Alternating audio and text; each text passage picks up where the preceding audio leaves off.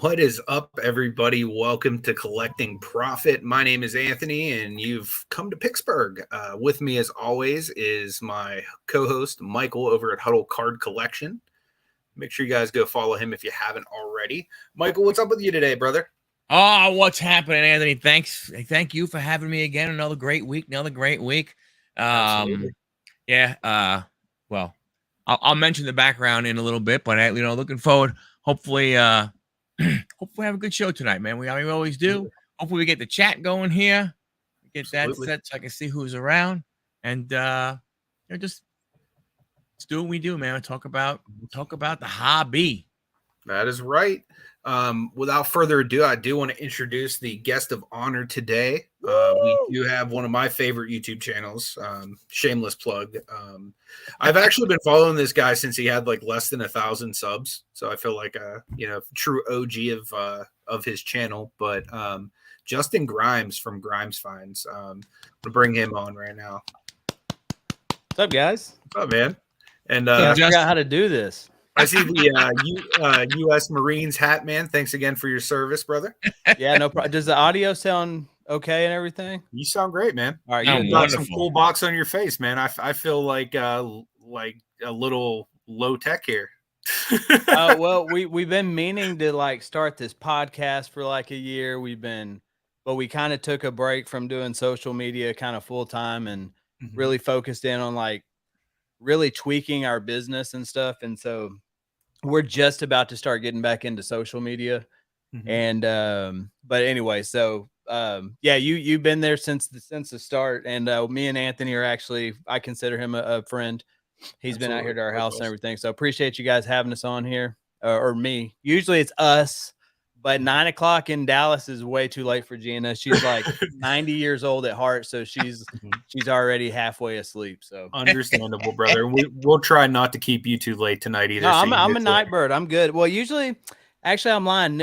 I kind of got to the habit where I was going to bed at like 6 or 7, and then last 2 days I've been up at 2 or 3 o'clock, and so I've been up since 2:30 this morning, and just kind of getting lots ready for Gina to do pictures and stuff, because we barely leave the house unless we're buying a storage unit. So I kind of get up and just lot things for her to get doing, and then lately I've been kind of getting back into, all right, what do I want to do for social media? A lot of the platforms have changed the way that they pay now. And so it's just the game's constantly changing. And so anyway, so we've been tweaking our business, and we're hopefully going to get started back kind of meshing in social media with it. That's awesome, man. So you don't have the warehouse anymore? No, the original one burned down. Yeah. And this is one of the reasons we stopped doing YouTube, is because some yoo-hoo, and God will deal with him later, but started rumors that we burnt the place down, even though the detectives had the cameras coming and going. And anyway, and then so we did used to have an auction house, but after it burnt down, I say it's cool now looking back and with 2020 vision, but looking back at it, nobody knew what Corona was just a week. Like when our building burned down, nobody knew what Corona was. And then I think it was a week and a half, 2 weeks later, that's when Texas or Oklahoma locked down, and then Texas locked down. And then they weren't doing, real estate agents weren't allowing people to go look at buildings and stuff at that time, if you guys remember. Yep. Right when Corona hit. And so that wasn't even an option, was to go lease another building. So we kind of had to make do at home. And so that changed my whole perspective on buying, because used to I had a 13,000 square foot auction house. And so I was just had to feed the beast, And so I told Gina, I said, I don't even like reselling. I like finding vintage stuff. I like hunting down. I consider myself a treasure hunter who has to resell. And so I was like, this gives us an opportunity for me to kind of hone in on my skills. And because everybody always tells me since I was a kid, I should have been a detective. Just, I pay attention to the details. And so I started honing in on the more collectible units, since I didn't have all this overhead, because our overhead for our business at that point was like $27,000 a month. We had to make before me and Gina even made a penny, Oh, wow. And so anyway, so that's a long answer to, do we have a warehouse? So no, we we have a little 1,000 square foot retail, like, you know, the little retail strips on front of storage unit places. Yep. Mm-hmm. There's a little nice one up the road. I think we pay like $900 for it. You know, we don't allow people up there. People don't usually. So I've actually, all I have is like, I've been, you know, stashing, you know, just inventory.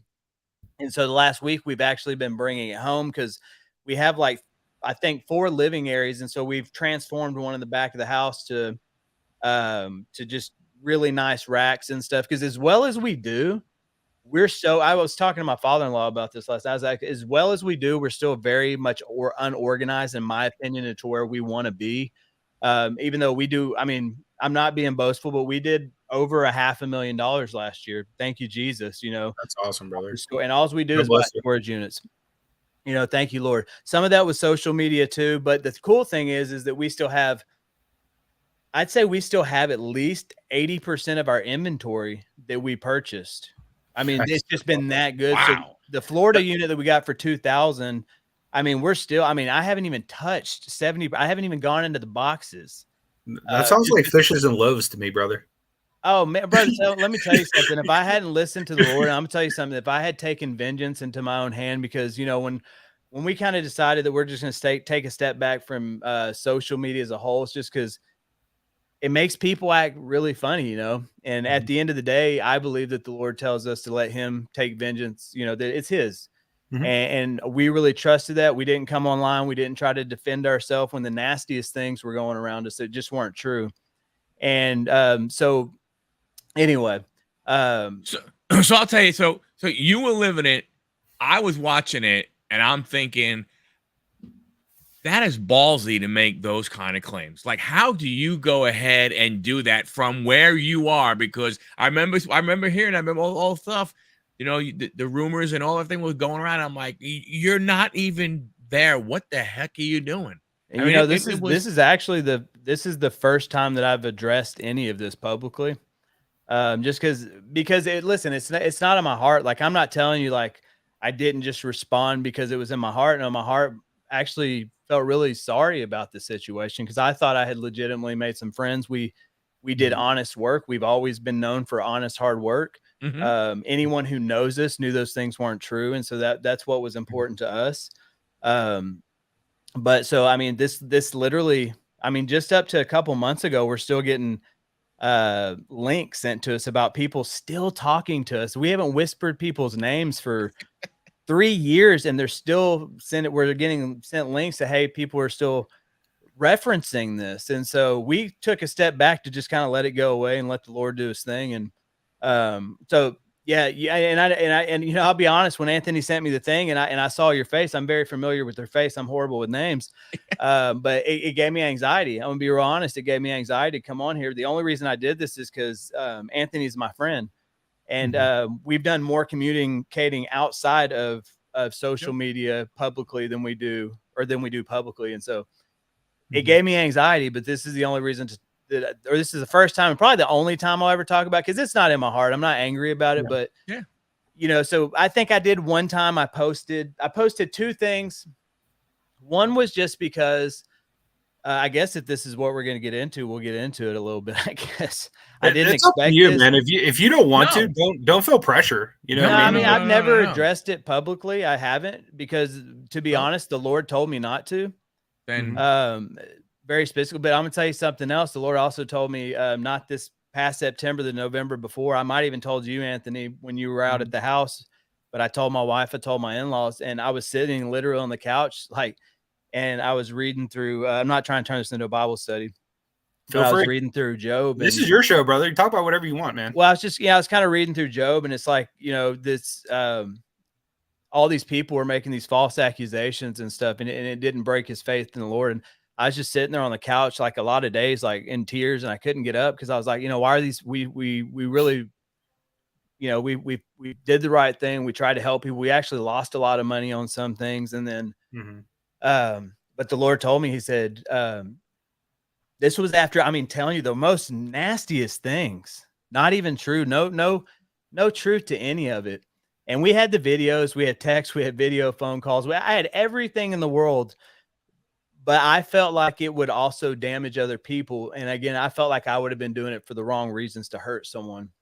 And so anyway, I let the Lord handle that. But he told me, and this, y'all can think I'm wacky if you want, but it's not. He said, by next September, this is November, the year before, he said, I went and told Gina, I said, I think the Lord just told me that by next September, he's going to bless us more than he said I could ever understand. And we started hitting unit after unit, and we were making, really good money. And all of this stuff is coming after all these false accusations. I mean, when I tell you we're hitting it, I kept telling Gina, this don't feel real, the stuff we're finding. And yes, I'm good at what I do, but it just, like, for example, I'm gonna give you an example. Last week I was bidding on a unit. I bid up to $300. I shut the computer and I walked away, and this happens every time. And something in me, and I always tell Gina, I think it's the Holy Spirit, because I always pray that the Lord, I always say, Lord, we would like to be blessed. We'd like to pay off. If somebody has a lien, we'll pay it off. But first we always pray, hey, we hope they get their stuff back. We really do. We hope they get their stuff back and they're able to pay that. But if not, listen, they're costing that storage facility money that they can't go get and capture. And so we come in, state lien laws, that we pay off their lien. Well, hopefully. And so anyway, I don't remember where I was. Anthony knows also, I'll get off on rabbit trails. I forget where I am. But anyway, the whole thing is, so the false accusations and stuff like that. And then it went on for 2 years, guys, publicly. And then we were getting accused of not having business insurance. And then we were getting accused of keeping the insurance. Guys, these are huge. We had an attorney, and they were like, guys, we can get these guys good. We can get these guys good. Because there was obviously it was very clear where the roots were coming from. And then it literally was going around on probably 50 channels. Even, thank God, they're all a little tiny and nobody really listens to them, but they were saying all of this ridiculous stuff. Yep. And so, but anyway, but I get where they're coming from, because for a whole year, this insurance company hasn't paid out. Right. And we can't figure out why. And I'm like on the couch, I'm like, why are these people? And here's the thing. I did the dumb thing. Because I don't know this. Even if I did burn my place down, I'm an idiot, because my insurance didn't cover our inventory. That building full of my inventory, I didn't get one penny for it, because we didn't have coverage to cover my inventory, only consigners' inventories. Oh, and so, well, I'm like, hey, listen, these people, and we have, we've been doing business for a long time. Okay. Good reputation. But so I get on the phone with this insurance company. I'm like, look, now I'm going to have to come sue you and make a video. And I don't want to do these things. I hate doing these things.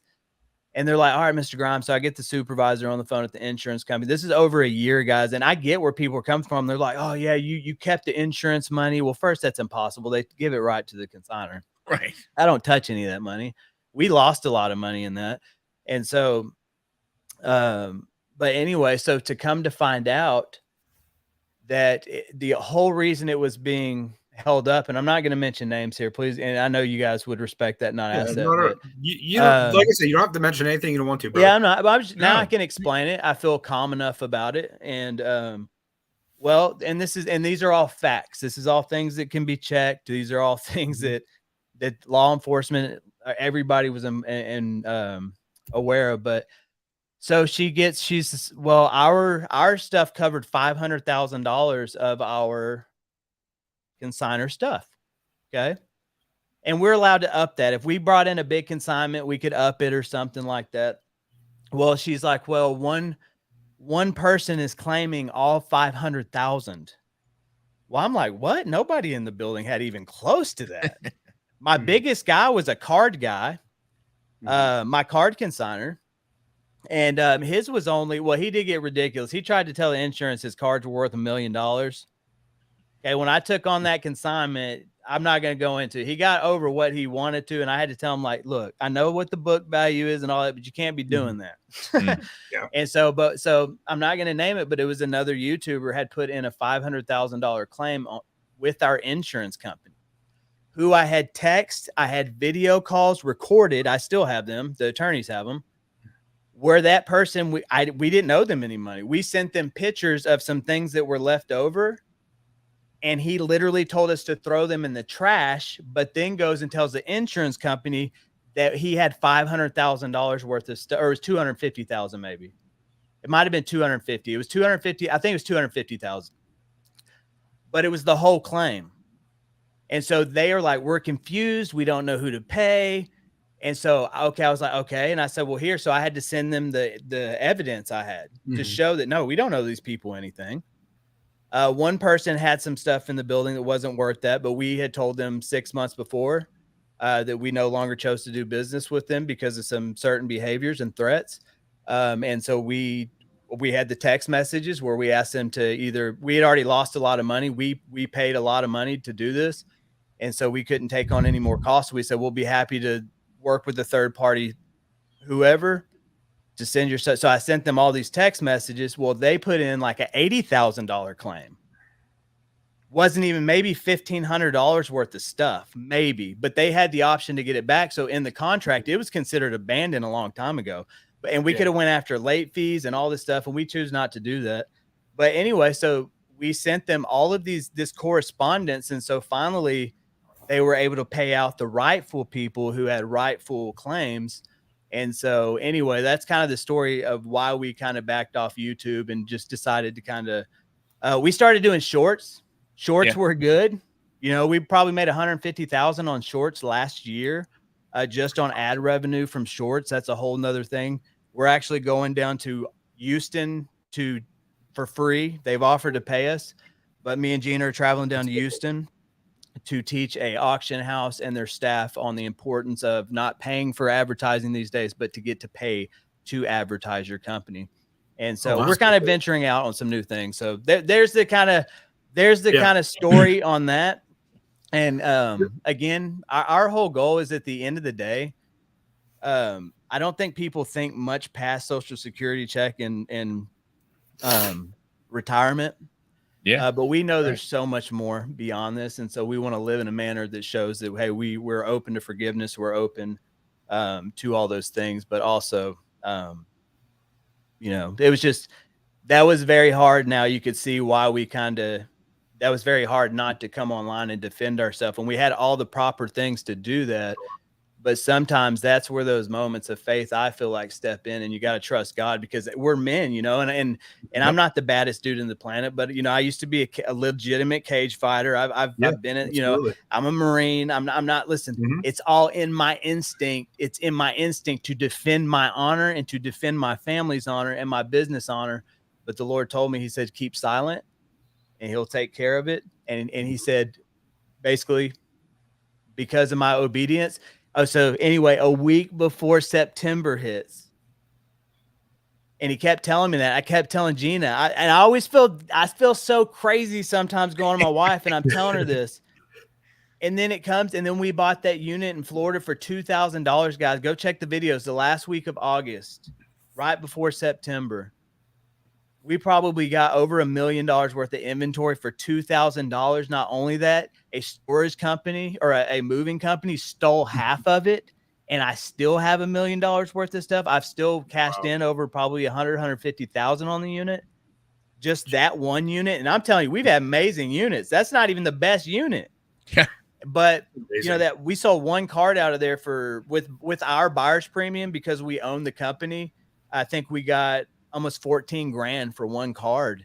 And so anyway, that was 1 week before September. And we took one box back and sold it for $28,000, just one little box of cards. That's amazing. Wow. Now, was that the Yu-Gi-Oh stuff that you found? No, that's not even the Yu-Gi-Oh unit. We made over 100,000 on Yu-Gi-Oh within the last year. Oh my goodness gracious. And I still have inventory. I'm telling you guys, when I'm telling you this thing is too big to be any one person to be good at something, you know what I mean? And God has shown me deliberately every step of the way. And I look back and I'm like, if I didn't listen there, like I'm not a political guy. I'll tell you right now, I've never voted. I've never voted because by the time I got to the age of it, I had given my life to Christ, and I saw compromising on both sides. And I feel like the Lord calls us not to compromise. And so I've never voted. And people, you know, hashtag you suck, whatever. Well, you can kiss my ass. Pardon me, Lord. You know, I did my time, and freedom is the freedom to or not. And so that's just a way of people to control the other. So they don't really believe in freedom to say that you have the right to do what you want. because then you're going to get chastised and all that other stuff. But so I'm not a political guy, but I find humor in both sides and the foolishness. So I like to make memes. I'm a creative guy. And the Lord, I'm telling you, the Lord told me, knock it out. And almost verbally, I heard several times, stay out of it. That's all I heard was stay out of it. And I chose to stay out of it. And me and Gina were sitting here. I was like, you know what? If I kept doing those, because Facebook had flagged me several times and this and that, and so if I hadn't have listened and the Lord hadn't have told me that, no way we make over 150 grand just on social media last year. That's There's insane. no way it happens because we get banned. Yeah. We don't have that. Yep. And so what I'm saying is that every step of the way, there's been these things where if I don't listen, this doesn't happen. And so I just need to make that clear. Well, they say, that, I was listening to somebody talking and they said, are there a lot of times when something bad has to happen for something great to go ahead and happen next? And that just goes to show you, that the big man upstairs, God, is watching out, and he makes sure, that things happen, for a reason. And, like that's what they say, a lot of times, something bad happens and a lot of people would go ahead, like you said, and either, react a certain way or overreact a certain way and do something. But the ones that go ahead and say, nope, all right, it's okay. Let me have faith. Let me just continue going. And all of a sudden, bam, something fantastic happens. And it's amazing to see where you've come from too. Like just in the first 10 minutes of this show, we talked about all of the really terrible, bad things you've been through over the last couple of years. And to see where you are on the other end, like, yeah, you probably have some scars that you have to deal with still to this day with all of the stuff that's happened, but God has been so faithful, man. Like, look at your social media presence. It's just continued to flourish in spite of like all of the people that have thrown rocks. There's plenty of people that have been throwing flowers your way too, because of how you actually, you're a real person, man. Like you step on the camera and what you see is what you get. You know what I mean? That's, like, that's rare. That's very rare. I was telling somebody that today. Somebody asked me on Facebook, left a comment. And I said, YouTube's just left a bad taste in my mouth. It's shown me, and I'm not saying this to be mean, but that is a true statement. And that's probably the most complimentative statement that I can get. Yeah. Is because I've met so many people, they are not who they are on camera. Not even close. And it's scary in a way. And it's offsetting, and it's, guys, when I tell you like the nastiest threats we were getting and stuff, like it was pretty wild.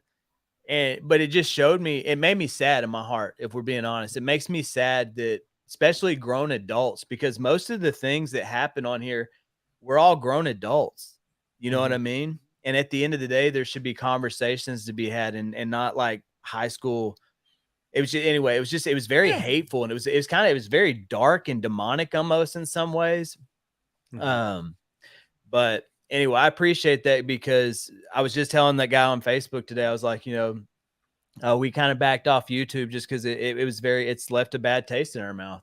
And I don't want to do that because people abuse everything. But here's the thing, like at the end of the day, I don't give a crap about having followers. Like I don't care. I started this. Well, I started this because another YouTuber talked me into it. I was looking for ways to advertise my auction company. I'm a businessman first. I was a director for the corporate office of Motel 6. I worked my way up into the corporate field. I left it to start a business. And anyway, so how then I'm sorry, Anthony. No, I was just going to ask Firestarter's question that he asked like 10 minutes ago. I wanted to, okay. I'll go ahead and follow up with that one then. All right. Sounds good. So Firestarter Breaks, John's asking, what's the best find that you've ever gotten in a storage unit? And I know that there's been like plenty of like, I mean, if you guys go and check his channel out, like I started buying storage units because I showed my mom one of his videos and she's like, I'll pitch up on that for you. Just seeing the type of stuff that he finds in his unit. She's like, yeah, I'll pitch up on a unit with you. Yeah, it's all. Yeah, let me answer that. But one of the biggest things we get accused of is faking our units, guys. I film everything. Okay, I'm not like people think that I'm out there buying 100 units and only like look. No, most of the time I'm sitting in my pajama pants with slippers on, straight up going through comic books. I'm not joking. Yeah. Or I bring a box in at a time from the garage and I go set it up on the bar and I go through it. I'm not out. Listen, people say, well, how do you not buy a bad unit? Don't buy them. Don't bid on them.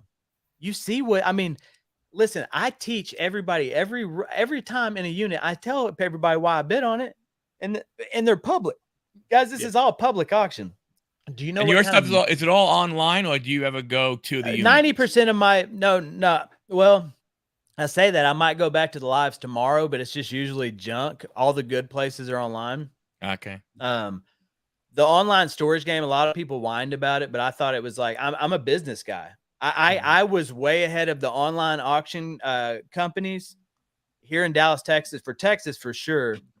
But they were all still live auction houses, and they hated, old timers hated the online idea, and they fought against it. Well, I was a state licensed auctioneer, but I saw online as the way to go. So anyway, yes, they're all online typically. StorageTreasures.com. I'm personally friends with the CEO up there and the head person up there that does the marketing. And so good people, good, honest site. So anyway, I'd have to be a billionaire. Where do I get this bunker full of all of these collectibles? You know what I mean?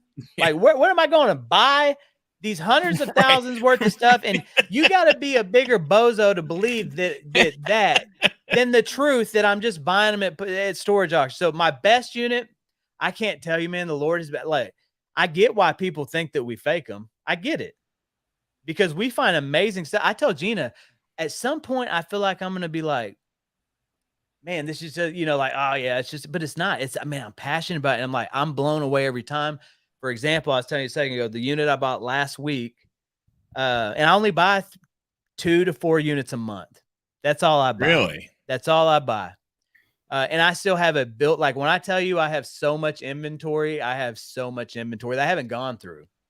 But let me answer your question. You buy, but how many are you studying and looking at typically? Oh, I look at every unit on there. Okay.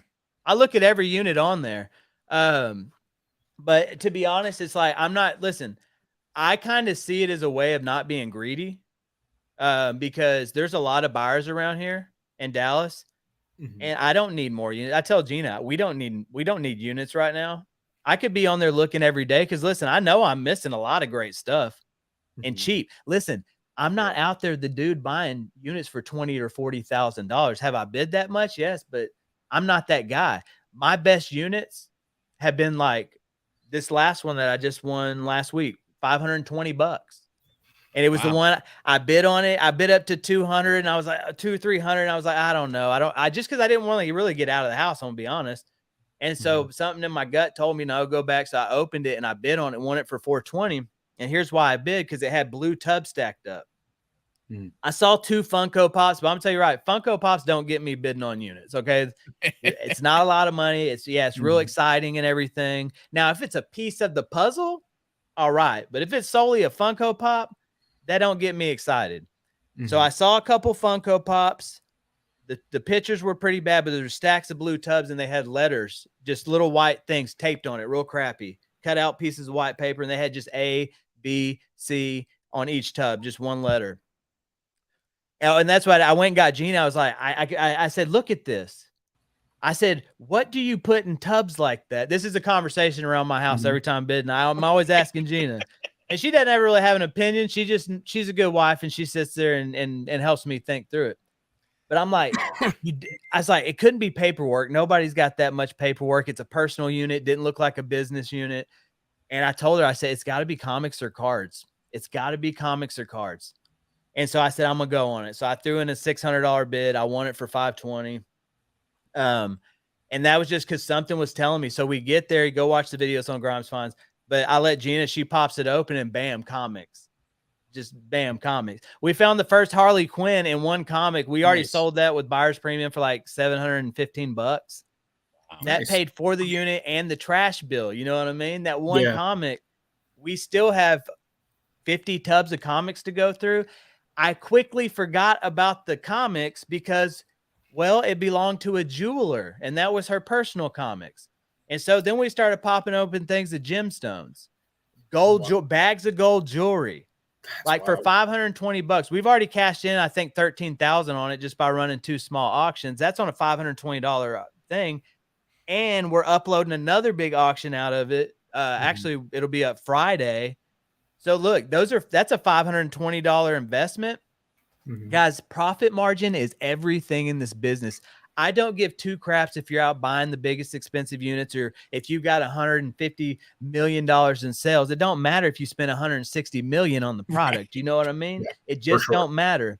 And I see all these people, they get excited. Profit margins is everything. And when I tell people my profit margins are in the thousands of percents, Sure, they're in the thousands of percents.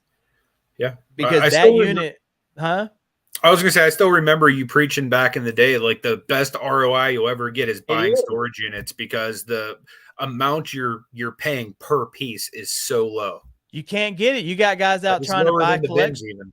You can't. And listen, it's hard work. Okay, listen, there is skill to. I am deeply thankful that people think that I'm so good at what I do that I fake it. But listen. Don't bid. So anyway, I have to have my points. You know what I mean? So those letters, though, it was thinking through it, and there was a few other things that told me, all right, oh, yes, to the jewelry. Anyway, so yeah, we've made a lot of money on that. I think the Yu-Gi-Oh one I'll touch on real quick for the best, and then we'll move on to another question if anybody's got any. Yeah, there's a couple. The Yu-Gi-Oh one, we paid a little bit up on that one. That was here in the Dallas area. We paid $4,500 for that unit. Well, let's. Now that you have that, though, what did you see that made you know to go that high on that unit? It's everything, right? Okay. It's not just seeing collectibles. It's like, what level of collector were they? I got you. How did they treat their furniture? I don't know that I want someone. Listen, if they have their furniture's all beat to crap, if they got cats, I'm a little eerie. There's a million things running through my mind, but in that one particular, I'll be honest, it looked like a bag of crap, and I think it was at like $400, and it was just cheap. I think it was on one other person, and so that one I'll have to go back and look at the video. But it's usually this is not something I just say on YouTube. I need to see 5 points of collectability, and I don't want it to be. Listen, and there is a lot of stage units. I'm not going to name the company, but they know who they are. I had Storage Treasures CEO ask me directly to deal with them because they work with them. And there was a whole conversation that was going to be set up between me and that company. But listen, if you've got 40 units at a location, now you might have a couple crap birds in there that pack really nasty, but all 40 of them didn't ravage through their units. Not all 40 of them, or all 20, not even 10. And so, and I've got these people on tape, they're employees telling me they go through the units. Okay. So be careful because they are getting very good at they stick. I know they watch my videos. I know that sounds weird, but I know for a fact one of the companies watches my videos and they just go through stuff. And so be careful because they will stage stuff. But so things I'm looking for to avoid that, I need to see my 5 points of collectability, right? Part of it is my knowledge on collectibles. I've been studying collectibles. I've been thrifting since I was 20 years old. Okay. It's actually younger than that, actually, because my mom did it. I didn't have any interest in it then, but when I had to, I ran away as a teenager, went to the Marine Corps because I committed felonies when I was young, and it was either prison or Marine Corps. And so, man, I totally forgot where I was going with that. But where was I going with that, Anthony? I always lose track of thought. When you're looking at a unit, you're looking at you're looking at so you're looking at the unit, look at the tape and stuff, right? Because on all those, like all 10 units, all the tapes popped on every single box. Now I get it. People go back to the storage unit. They look for a box because they need that item. They might ruffle around because, I need something for something we got to go do. Very possible, but they ain't in there rifling through they ain't punching holes in boxes. They know the crap's in there. I'll tell you that. So there's all these clues, right? You got to avoid the fake ones, but I like collectibles. I want to know they treated their stuff nice, but this one had a bunch of old boxes. They were all sealed. I saw some points of collectability, and it's the age. Everything's the age because collectibles, right? My knowledge on collectible it started with antiques, 40s, 50s, 60s toys. And then as I got older, so I have a very wide knowledge, right? That's important because if I'm looking at a unit, I see something way different than a normal guy. Because there's another YouTuber that contacted me, and I helped him because he wanted to learn how to buy units, and I told him, the tips on it. So anyway, so want to make sure that the tapes aren't popped open, the age of the boxes, the age of the furniture. I love 70s, 80s furniture. If I see that in there, if I see new stuff, new furniture, NECA, Walmart repop stuff, you got to be careful for that because people will see a new Ninja Turtle knockoff and they'll be like, oh, that's a $500 toy. And it's not, it's $20 at Walmart. So anyway, there's a lot that goes through my head. So that unit to finish up on, that next day we spent $4,500 on that unit. The next day I took a load of video games. It had video games in it too. I sold 5 video games for $20,000 cash. 20,000, 5 Super Nintendo games. Walked in there, it's all on video. I negotiated a deal. I walked out of there with 23,000 in cash and a crap ton of store credit, thousands in store credit, because I sold them some other stuff. That was just the video games. I think I made about 30,000 on. And then we get to the Yu-Gi-Oh. And so we sent some stuff to Heritage. I would never sell with Heritage again. It was a horrible, it was just a horrible experience. But anyway, we've probably made over 100,000 easy on that Yu-Gi-Oh collection that was in that one too. So that was probably about $150,000 unit for 4,500. And I believe the 2,000 Florida unit's going to turn into over $1 million. That's awesome. Yeah. Is that the Florida one, the one with the jewelry? No, the Florida one was with the comics and cards. Oh, million comics. Okay, yeah. $2 million comic found in abandoned storage unit. No, that if you got to go back, that one's it's further back. From 2 months ago. No, it's further back. When was that? That might have been last year. We bought that Florida unit. Yeah, it was a little while back. Dude, I'm telling you, I've been sitting on that stuff because I keep hitting big unit after big unit. No, I'm serious. And then I told Gina I got to slow down because I have so many boxes I haven't been through. I was like, we could have $1 million item in one of these boxes. We need to go through them. Mm-hmm. But again, listen, it's just me and my wife. Me and my wife do more lots and do better quality than when we had 5 employees. Ain't that wild? That is wild. So do you run auctions from your house? Yeah, we do. We only offer shipping. We do everything from our house, our social media and our auction business. We do low end 30, 35,000 a month to 70 to 80,000 a month out of our house. Wow. And that's why I always tell people, and that's consistent. That's been consistent. And that's because it's low overhead. You're looking for the right product. Auctions are all about competition. And the biggest thing for us is I have probably 6 revenue streams. Yeah. That way, if one goes down, and I've always been that way. I was that way before YouTube. I was way before. I was a business person. I started YouTube to advertise our auction company. I have no desire to be on video. No desire for it. It's just, it's good business. We made a lot of money on it. And we're about to reboot and start adding that as a strong, I needed a break. You know what I mean? Yeah, for sure. So, you got a good personality for it though, man. Like you really do. Like, it's almost like you're kind of like a natural. So how did you, you go to the Marines, you get out of the Marines and everything, and you said you worked for multiple, but how do you get into the auction / buying storage unit business?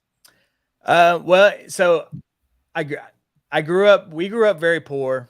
So I had a single mom, I think her and my real dad, they were divorced like before I was a year old. And then she married some dude who I thought was my real dad. And his family was into kids. I'll just say that. And then, so I think 8 years old. So she was raising me and my other sister. And so she was very thrifty. Right. Well, I say thrifty. She wasn't that thrifty because I had to wear hand-me-down girl jeans and things like that. And that's back in the day when they had like different colored guest tags. So if you were wearing the green one, it was the chick's jeans. So there was no hiding it, and I'm not bitter about that. She did the best she could, I think. Yeah. But there was also a lot of abuse, pretty morbid abuse going on in the house. And so I was gone at 14. I was sent to live with my biological father, who I didn't really know. I thought he was my uncle for the longest time. But so I went to live with him, and he's a great guy, nice guy, but he was a truck driver. He was gone all the time. And I was a wreck as a kid. I was super suicidal. I used to sneak out at night and just go in this creek in the woods and sit there and like try to talk myself into like slitting my throat, or, cause I didn't have a gun back then. And I mean, this was pulling my hair out. That's probably why I went bald. Cause I used to sit there and like I was just such an angry, lost child. And I just don't think he knew how to deal with it. You know what I mean? And or maybe he didn't know. But anyway, so I literally threw my stuff in trash bags, threw them over the back fence, went and lived with one friend for a little bit. He got busted with porn. That's the truth. God knows I'm telling the truth. And he blamed it on me. I wasn't even into that crap. And so I got kicked out. So I started sneaking in, living with different friends when their parents didn't know. And in my senior year, Jack Campbell, or my friend's name was Zach, but his dad, Jack, him and his wife set me down, and they're like, hey, we feel like there's something good in there. I'm paraphrasing, but they set me down and said, we want you to graduate high school. They set me down and they're like, we want you to live here. And this is your home. And this is the first time this has happened. And so my dad actually came to get me at the first place. I thought he was the first time. This is how I felt as a kid. And my dad came and found me at the place, and he's like, hey, you can stay here, but don't tell your mom, because we still want to get the child support check. Now that I think about that later, then I was like, okay, sweet. Yeah, I won't say nothing, because she don't give a crap about me anyway. She moved off to Ohio. So no sweat. And so, but now I think about that, I'm like, man, there's not a penny there's not enough money in the world that I could take. So anyway, I jumped around. So I was very thrifty. I'm getting to a point. I had to survive. Like, I literally would steal food out of grocery stores. I'd break into the cafeteria at the school. I'd steal food out of the cafeteria. There were several times I slept in the stairwell at the school. Now I'm thinking about this, and I don't think about it often. I'm like, man, this is pretty wild. And so I got in trouble. I worked at Walmart, and anyway, I committed some felonies. They put me on probation while I was in high school. I was pretty good. They called me Ferris Bueller back then. So I avoided the cops for an entire year, my senior year. They'd come up there. The attendance lady that worked there, she had a crush on me, Miss Bareilles, I think. She'd send me notes, and she'd tell me the cops are here. She'd send students down there, and I'd duck out the back door. I'm serious, for a year. So finally, this guy that I went to school with, he was a female cheerleader. He's still a friend of mine, but my girlfriend was a cheerleader, and he was like the guy that held her up and stuff. Yeah. Well, he was going into the Marine Corps, and he told his recruiter, and his recruiter called the DA in Rockwall, Texas, and they had a conversation. And we went up there. And so it was kind of cool that I felt a little good about this. So I walk in the DA's office. He tells the recruiter, hey, you got to stay out here for a minute. I go in the DA's office, and this cop jumps out of his closet. He had a cop hidden in it, because I'm telling you, I was dodging him. So the cop uniform was hiding in there. They arrested me. But then the DA was very gracious and allowed me to go to the Marine Corps.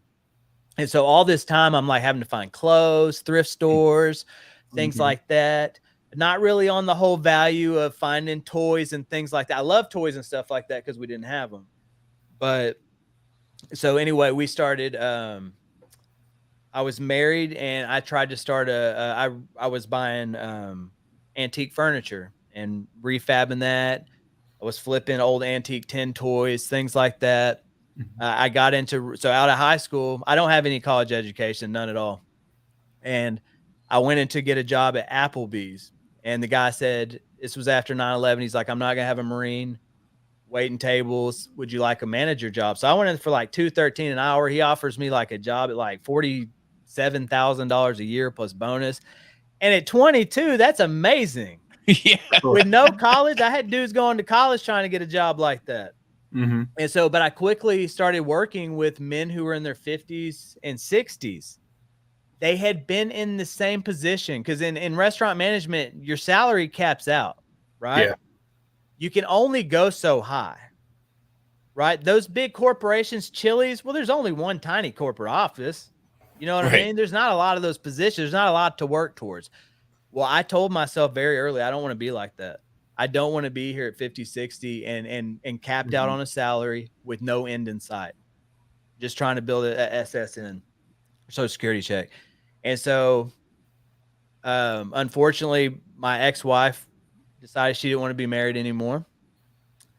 And I came home, the doors were locked and everything. And so it was very devastating financially. To walk away. I asked for the half custody of my kids and that I would walk away with the trash bag and my TV. And that's what I did. And so I had to, again, get thrifty, man. And I was at auctions every weekend working. So anyway, I worked up to restaurant management. I worked my way up to area operation manager. But still, I was like, man, there's nowhere to go with this. I said, hospitality, they got a lot of corporate gigs. I think I could do a resume to get in there. And so sure enough, guys, I jumped over I worked at, y'all know Dave & Buster's? Yeah. Okay. So I'm thinking about how hard it was to get to where I am. At Dave & Buster's, I worked at Dave & Buster's at area operation manager. They put me on the night shift doing the amusement stuff. And so I wouldn't get home till 3 o'clock in the morning because it closed down at 2 here in Dallas. 3 or 4, shut down. Well, so I got on with a company called Budget Suites because they love the hustle of restaurant managers. And I was like, okay, that's my bridge to hospitality. I worked both jobs, and then I got up and went to training as a GM of a hotel company. And I worked both jobs. I slept for about an hour at wherever I could. They gave me a free hotel room there, so I go straight there, get 45-minute nap, and go to training. I did that for a solid month. But I had 2 big salary checks, which was nice. So anyway, I get into the corporate, or I go over to Budget Suites, and I'm like, all right, I worked there 9 months, and then I put in a application at the corporate office of Motel 6 here in Dallas, Texas, for a director of revenue management. You had to have 10 years experience, whatever the 4-year degree. I don't even know what year degrees are. You had to have some college degree for it, and I had none of that. But I put in the application. I got called. I went in for the interview, and I fought for 3.5 months. I finally got that gig. So I had my big corner office. Nice. Yeah, well, nice. Well, that was nice for like 6 months, and then you realize it's a dead end. It's if you really, and I love homeless people. I love all people, but I love helping people. Me and Gina, we give away a lot of that money we made. We gave a lot of it away, and don't nobody know 2 cents about it, and they never will. But I was like, we can't even do the ministry we like to do, because it's just paycheck to paycheck. You get a 3% raise every year. Yeah. You just never know. And so I met Gina, and I told her our second date, we sat in a booth for 9 hours, and we talked about what life looked like, what she wanted, what I wanted, what God expected her of a wife, what God expected me as a husband. And I said, I don't think God designed us to be apart like this, like families. Like you're spending 2 hours in Dallas, you're spending 2 hours on the road, at least day and night. You're spending 2 hours. You got 8-9 hours at the office. You come home, your spouse gets like what's left over of you. You know what I mean? And so then you're eating, then you're going to sleep. So then the majority of the time is sleeping or eating. So we wonder why divorce rate pushes 60%. Well, it's because people they're spending more time with the chick up at the office than they are with their own wife. And I told my wife Gina, I said, I don't think that's what the Lord wants for us. And I said, if you're down, I want to build us a business. I don't know what that looks like yet, but my wife is the most precious, supportive wife. I'm serious. Now I get to watch her walk around in our nice home and to have nice things. But God, we didn't have nothing up till a couple years ago because we're putting everything back into the business. Yeah. Everything goes back into the business. Every cent goes back into the business. And so anyway, she quit her corporate job because this auction company here in Dallas, it's the biggest estate sale company.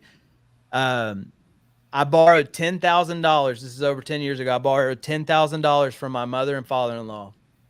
I left a divorce. I had nothing. And they bless their hearts. They trusted me.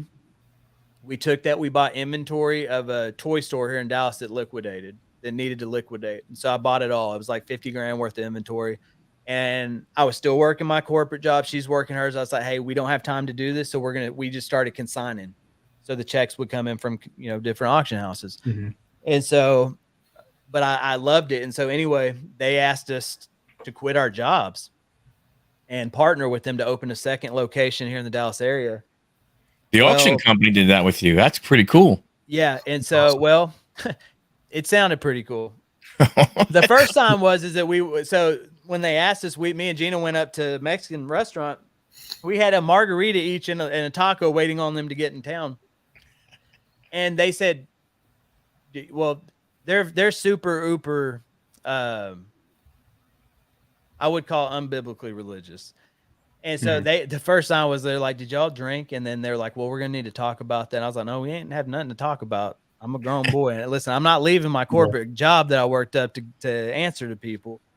We're opening our location. I had ideas. You see value in us. We want to be respectful of the brand, but it just then we were doing all this work.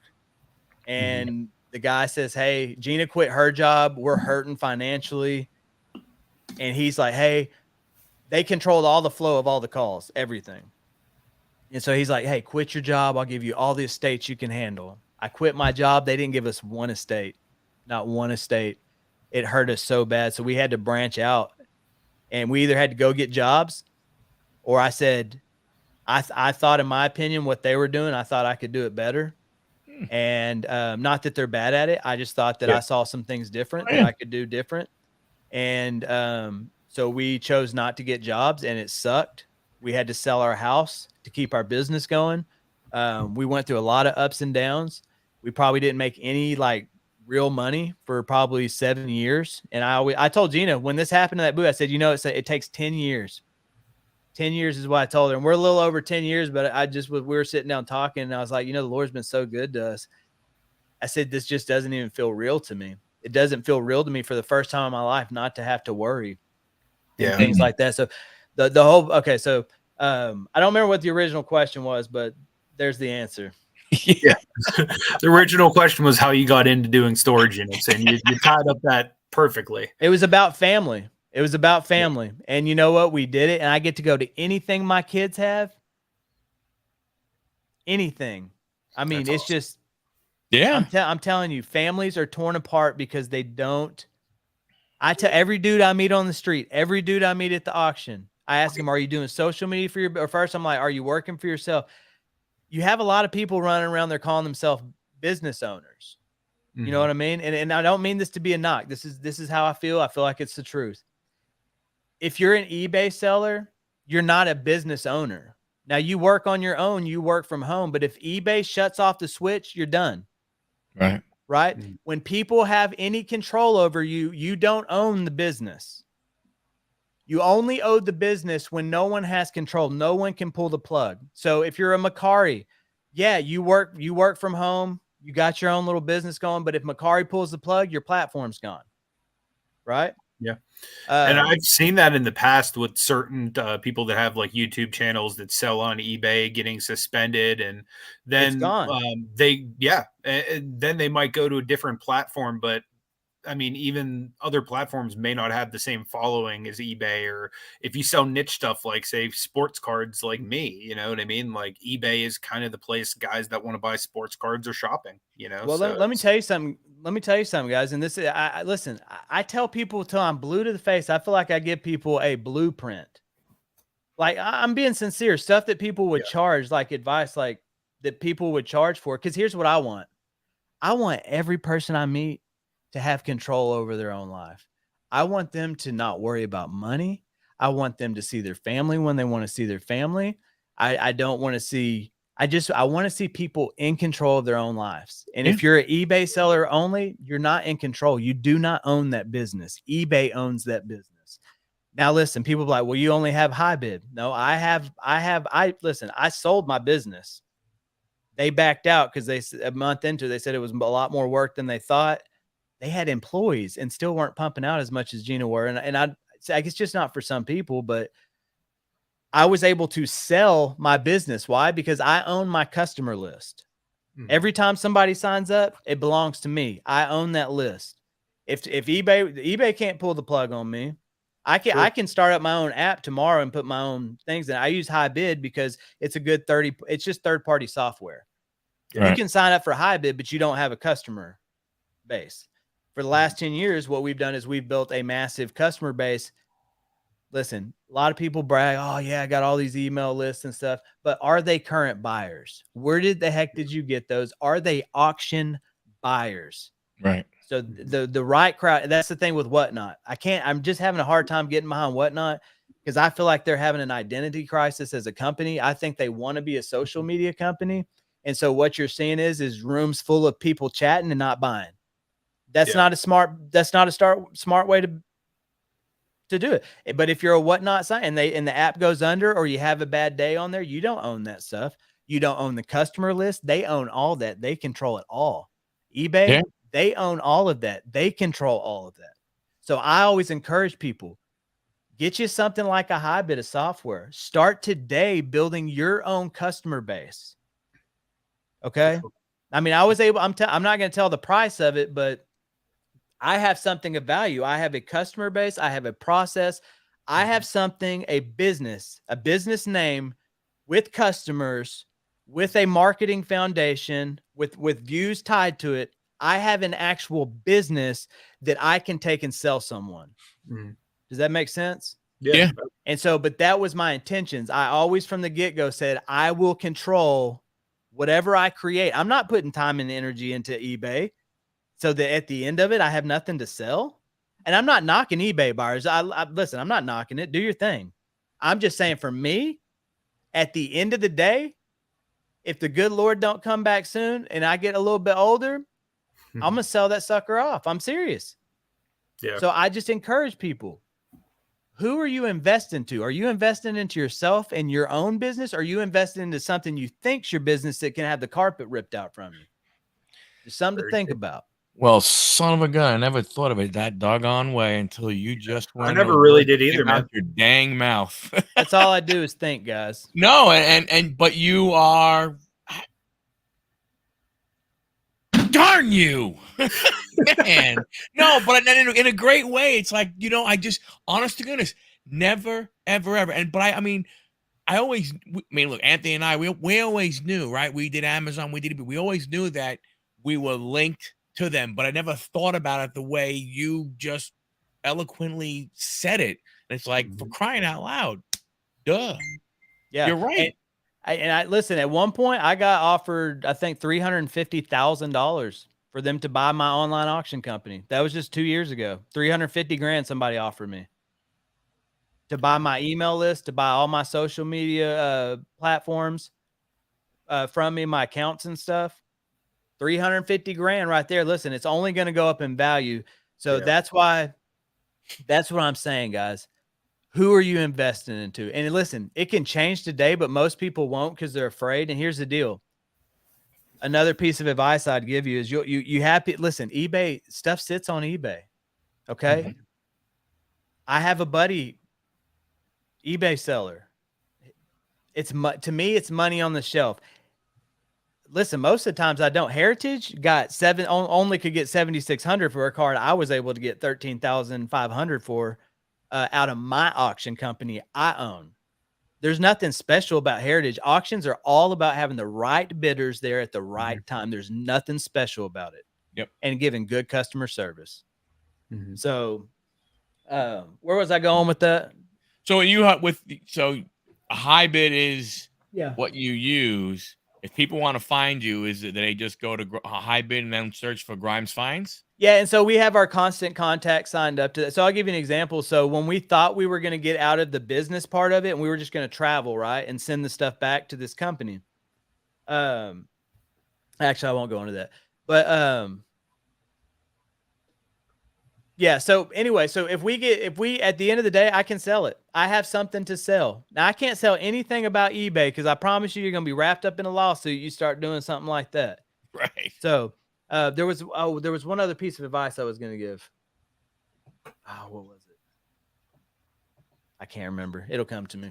While you think of it, I'll ask a few questions people were asking in the chat. Your buddy Dom was asking if you ever found someone sleeping in one of the units. Oh, at the live auctions all the time, you'll see the cords running underneath them, and you'll see how the locks aren't really connected. But there was a comic book unit I bought for like, I think I spent quite a bit on that. I think I might have spent like $6,000 on that one. But there was a dude, his alarm kept going off across, and you can hear him. One time, it's on video. One time we were at a unit and we were there. This was years ago because I still had a staff, but we had been at this unit for like an hour and a half, and it's on video because I had it going. Homeboy just right behind me while we're filming. His door comes up and he gets out real fast. I guess he got tired of waiting. He had to be somewhere. He comes out of the unit, shuts it, and locks it, and just walks off like nothing happened. But it was literally the door right behind me. And so yeah, people do it. Yeah. That's wild. What's the lowest you've ever paid for a unit and made it out like a bandit? Man, I don't know. Several 200-300 ones that we've like banked like 20,000+ on. This last one was only $520, and I mean, we're easily going to probably do 25,000 to 30,000, I would think, after everything's said and done. Because there's a record collection and there's all kinds of stuff. So that's what I'm saying. It's all about profit margins. I'll tell you the unit that I regret buying the most. That I spent, it's actually my most. 10,000 is the most I've personally by myself spent on a unit, and it was here in Fort Worth, Texas, and we still made money, but I put up 10,000 to make 20,000. I want to be real honest to me, and we did it in a couple weeks. That's not good money to me. I don't like putting out 10,000 to only make 20 grand. I don't like it. I want to put out less than 1,500, and I want to turn that into 20,000, and we do it constantly. Now, is that realistic? I'd say the average of our units are probably around, if all together, probably like 2,000, maybe 2,500, because we don't go ridiculous. You go to Storage Treasure, do it by price. Yeah. And listen, I'm not saying those people aren't making money, but I can look at a unit and tell you just on size and what I think's in it. I can tell about how much profit I'm going to walk. That's why we don't lose money on units. It's because I can tell, and I'm not afraid to walk away from a unit. We just won a unit in Austin, and it was the people I beat on that $10,000 unit, and they're there and they're like, hey, yeah, the people you beat called and they wanted your name and wanted to know who took it from them. And so anyway, it gets weird. People get real weird about bidding. But I'm not afraid to walk away from it, guys. Listen, at the end of the day, here's something else people do. They care too much about what other people are doing around them. Do not do that. Don't find yourself comparing yourself to other people. If you make your goals off of comparing yourself to other people, it's always going to be moving, and it's just a weird psychological roller coaster. Sit down with your family. You come up with your goals. What do we need to be happy as a family? What do we need? I don't give two bags of piss what other people need or what they're doing. Sure. What do I need? My goal by the end of this year is we want to be making $100,000 a month out of this house. That's my personal goal. Do I need that much money? No. And I'll probably spend it more on other people. And I want to buy an old hotel and turn it into a halfway house, a ministry. That would be awesome. So we've got goals, and there you go. That's awesome, brother. God bless you. I hope that you get to start those all over the world, man, not just there in Texas. Oh, listen, the good Lord's coming back. I've been teaching and a student eschatology and end time prophecy for almost 20 years.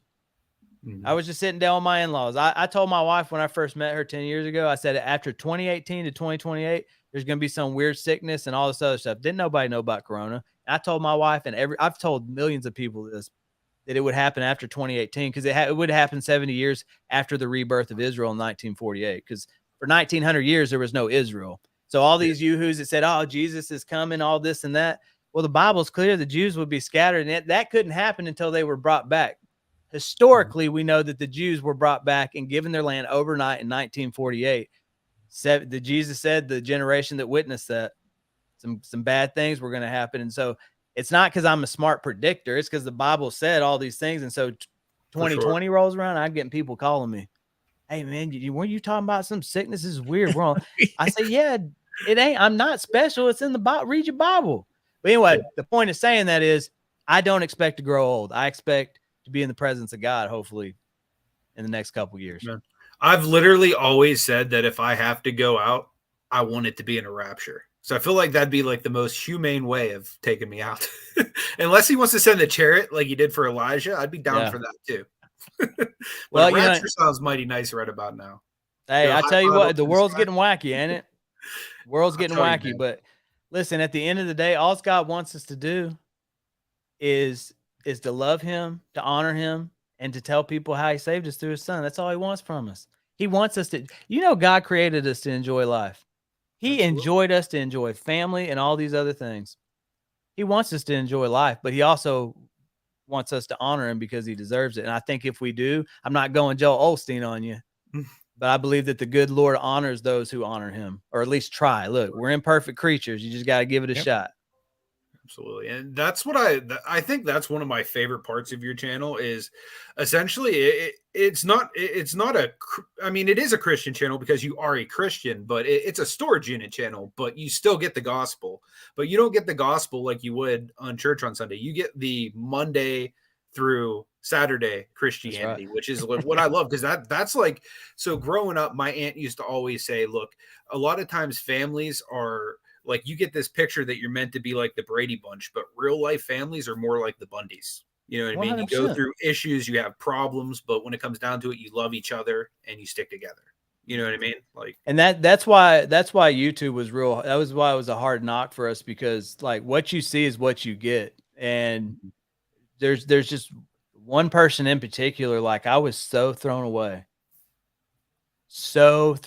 with how night and day, straight up good and evil. Like it just baffled me. But then I have to come to realistic that that's just how the world is. But I feel like that. Listen, that's what God calls us to be, and people are tired of hearing. I was a pastor. I've done the whole thing. I thought that's what God called me in to be. But then I think about it, is like I think Jesus is so displeased with the church. Listen, the Bible itself. This ain't me. If you're Christian, don't get all high and mighty. The Bible says in the end days, after the rebirth of Israel in that generation, that the church would be in horrible condition, right? It says it would be lukewarm. He's not going to be happy with it. But just how Jesus, all that we've done is took the Jewish establishment, the religious establishment that Jesus so angrily hated, and we've swapped it with Christianity and Catholicism. In the Bible, the church has become an institution, and never was it supposed to become an institution. Never was it. God called us to enjoy life, and the people in our natural path, he wants us just to tell them about. It's 2 Peter, I think, to tell them about the hope that's within us. Tell them how God saved us through his son, the death on the cross and the resurrection of that, and just that simple belief. It's crazy when you think of what the church was meant to be. Like if you look at Acts chapter 2, when it was literally just people gathering together for prayer, eating meals together, the apostles. It's just doing life. Exactly. It's been institutionalized, guys. I'm telling you, it bugs the crap out of me. I'll tell you, Anthony's heard this story a million times, but like the church, the biggest name church in the Dallas area, the biggest name pastor, that's where we went. That's where we met. They didn't like the time limit. 3.5 months from the time we first met to the day we were getting married. We didn't have sex. We weren't doing none of that. We were honoring God in our relationship and our dating. There was no reason, but other than they had some man-made rule, and they literally harassed us. Called my father-in-law, called me to meetings, tried to sabotage the wedding. Literally, it was very wild. And so we've experienced what a lot of people experience, but again, God didn't. The church has been institutionalized. That's all I'll say. I'm not saying the church is wrong. I know there's great churches out there, but the Bible says there'll be a small percent of those churches not tickling people's ears and truly pursuing after him. So I'm just seeing what it's saying. You know what I mean?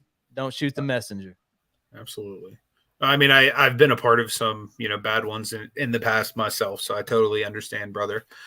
There's a question from my guy, Gate City Paul. He wants to know if you ever got a resolution from the moving company that stole the comics and sports cards in Florida. So, that's so wild. Those people are so wild. Like, it's just so wild. Like, we had the video and the picture of your dude shutting the stuff in Florida, in the huge truck. Mm-hmm. Right? In the used truck, we got how many square feet? We got the picture and of his employees doing it all. Yeah. From my friends that were there with them, because I had to be here for my son's football game. Everybody's like, oh, you're dumb, Justin. You're lazy. You should have done it yourself. Listen, I'll lose $2 million if it means that I get to be there for my son. Period. Dot. I don't give two craps about any amount of money. It don't hurt my feelings none that I lost money on that. Them idiots that they'll deal with God on that. But and then I had videoed them pulling up, getting out, popping the tag off the door, and you hear my voice. I'm like, that ain't all my stuff. And the dude, you see him, he's just trying to rush me to get me to sign. He's just trying to get me signed. And then I'm asking him, well, hey, what's those markers on top of the? They took 1,800 cubic square feet of comics and cards only, because that's all they were to pack. They showed up with 350. Wow. They actually stole over half my stuff, but I still have over $1 million, so I'm still thankful. But they probably literally stole millions from me, and it's not questionable. They wanted to get, well, you don't have a specific inventory. I said, look, mother lovers, you look at the video, you see the quality of the stuff. I counted the boxes in the video, you numb nuts. Yeah. I'm not a dishonest guy. If you would have showed up like 10 box missing, okay, but you just showed up with 3/4 of the truck missing, bozo. Yeah. For sure. But this is the world we live in, right? That's what the Bible said. What's good is what used to be good is bad, and what's once considered bad is now good. And people live in delusions, and it doesn't matter anymore. And so they showed up. I signed the stuff to get the thing off the thing or off the truck. Anyway, so I put a police report in. The detectives have it. I don't think they're going to do anything about it. The detective said she thought she could. But so the last I heard from the detective, they put in subpoenas on the moving company because they tried to get, listen, the things that could clear these bozos up, the GPS in the truck. That truck, I paid $2,500 extra. I paid $12,500 total to have that stuff immediately left from there to brought to our house because I didn't want it off the truck, and they knew that it was an expensive load. And so that truck didn't leave and come straight to Dallas. It disappeared for a whole day and a half, and then I had to call them in Florida, and they hadn't left yet. And I was like, what are you talking about? You're supposed to be rolling up. You know where they were? They were unloading my somewhere is what they were doing. Oh, so they were supposed to go. They were supposed to load up at the storage unit and then hit the road right to your house. I paid $2,500 direct delivery.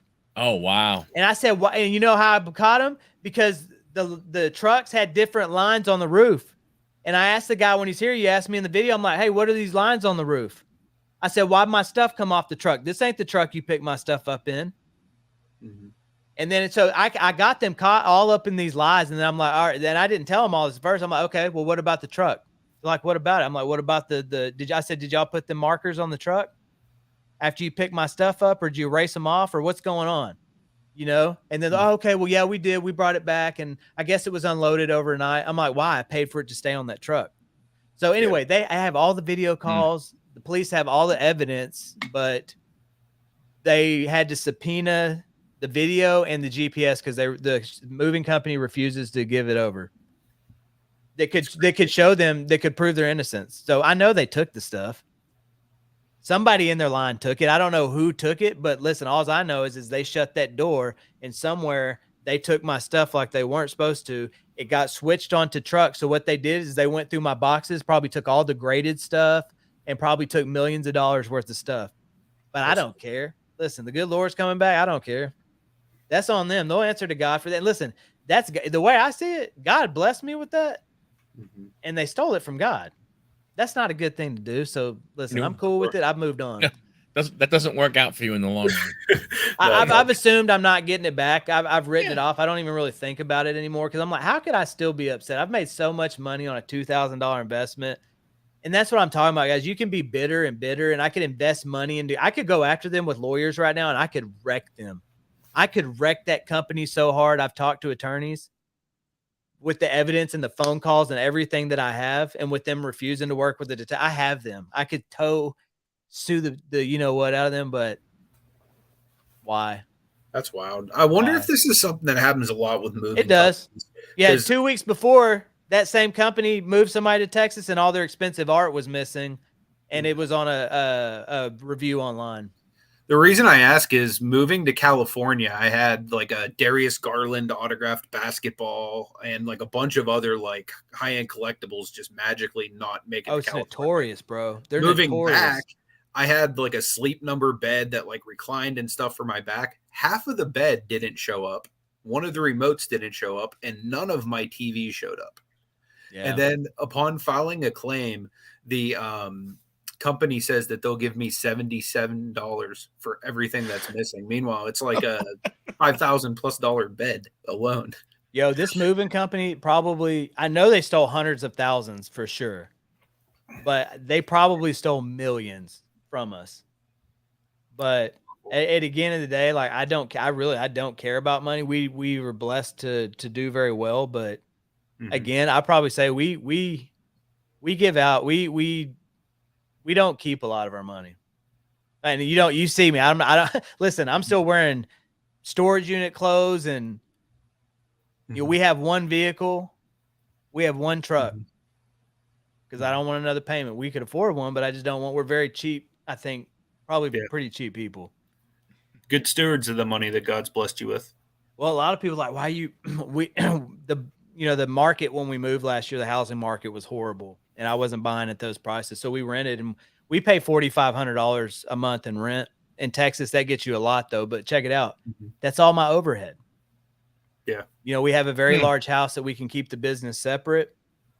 $4,500, your home and your business bills. That's a steal, especially when you're turning out the profit, and you can do 30 or 70,000 from your house on a regular. Yeah. That's nothing for overhead. It's actually, I think it's very wise. Oh, heck yeah. And so, but a lot of people are like, why you got to rent that big house? And I'm like, well, it's our business. It's our business and our home. Yeah. Yeah. That makes perfect sense, especially if you're able to, and you know how to be able to do all of that from home.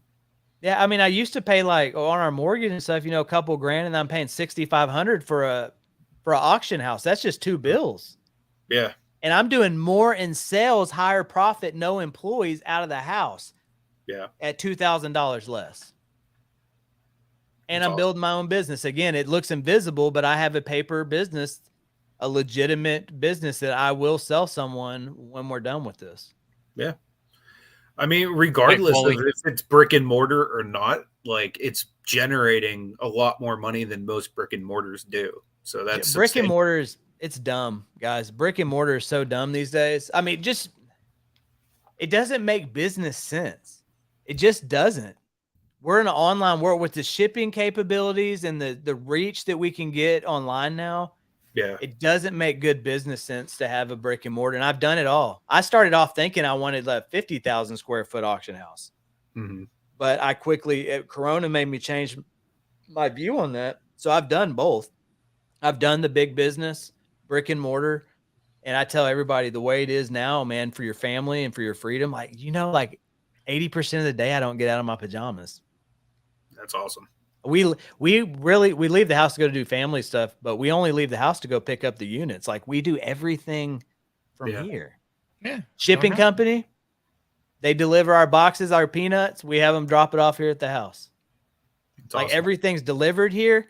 Our packages, our hundreds of packages that go out of the month, the UPS and the post office, we schedule the pickups. They pick up here. We literally don't have to leave this house to do our business except to pick up the units.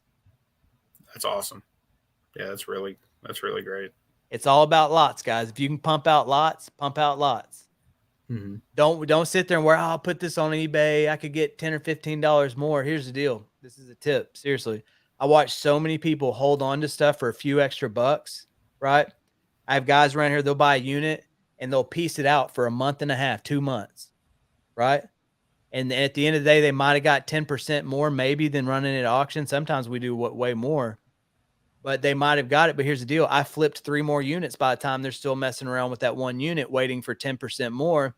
In the long run, dollar for dollar, you make way more money than that. So while they're waiting around for an extra $400 or $500, I went off and made another 20 grand in that time. Does that make sense? So sometimes sitting on stuff, you got to have a happy medium, but sitting on stuff too long, not owning the control of your business, those are things that I say are the 2 biggest things if you want to be successful in reselling. And I hate reselling. I like to buy units and treasure hunt. I've come to the conclusion I hate reselling. I'm good at it, but I don't like it. I have to sell it. It's like a crack addict with a habit. I got to buy. I got to have the money to buy. So I got to sell. For sure. Makes a lot of sense. Does it ever get overwhelming, like with the amount of inventory you guys still have on hand? No, dude, our life is easy. Like, it's easy. I don't listen. I watch people do this, and there's nothing special about me other than you know me, Anthony. I'm a constant thinker. I'm constantly thinking, how can we improve? You know, I'm just constantly trying to evolve the business. But overwhelming? No. Sometimes I look and I'm like, if we didn't make as much as we did with high profit margins, I would feel lazy. I'm gonna be straight up. I would feel lazy.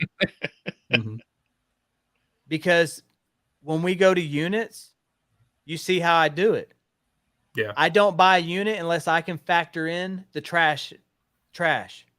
Another thing, I see all my buddies around here buy storage units. They'll spend a day and a half, right? Because you go do the unit, you load it up, probably have to take to the dump next day, whatever. That's days. Yeah. Right? I don't do that. When I'm done, I cherry pick the unit. I take tubs up there. I put the good inventory in it. I don't bring trash back to my house anymore. Don't do any of that. Clean inventory. I call my trash guy. They like to resell stuff. So if I leave good stuff in there, which I do, if there's a thrift store owner in the Dallas, I give away tens of thousands easy of product every month. New blenders, KitchenAids, toolboxes, the big rolling ones. I give all that away. I keep the collectibles, and we give that all away every month. Lord is my witness. They're like, you know, this stuff's in. Yeah, we know it's in there. But then they're fair and they downprice our trash. So that's what you do. You find a reseller, you call them. The value in his free inventory, the value for me is I get to go off and look for the next valuable collectibles. And so when I tell you I buy a unit, like the last one, 520, gonna make over 30 grand on that. Bought it for 520, went up there, filmed, dug through it. The next day we had a trash person come. We don't have to go back. We don't go back. We just text them the information. We don't ever do. I'm telling you, this is so easy. So I bid online. I go, hey, Gina, I just want a unit. We got to go to Vegas or something. Sometimes it's wild. Let's just say it's up the road. I'm like, hey, we got to go up the road. We run up there. We film it, go through it, call our trash guy that same day, and we say, hey, the unit's got to be out by Tuesday at whatever. They know that. We don't deal with it again. They send us a picture. We Venmo them or however we pay them online, and we don't ever think about it. We're not going to the dump. While people are digging through trash or getting their houses or their businesses, look at YouTube galore with how many people's are backed up with trash and stuff. You know what I mean? It's the investment of time versus dump fees versus time you could be lotting doesn't make sense to me. So I don't want to go to the dump. I haven't gone to the dump. I don't get U-Hauls no more. I handle nice tubs of the nice clean things that I want to sell. I put them in my truck, trash guy, never go back again. And I'm at home lotting while people are at the dump or loading trash or they're doing all that rigmarole. We're already selling. And usually if you see we buy a unit, our turnaround is usually 10 days before the money's in our account. From when I buy a unit to at least our first auction, because sometimes it's too much for one auction, 10 days.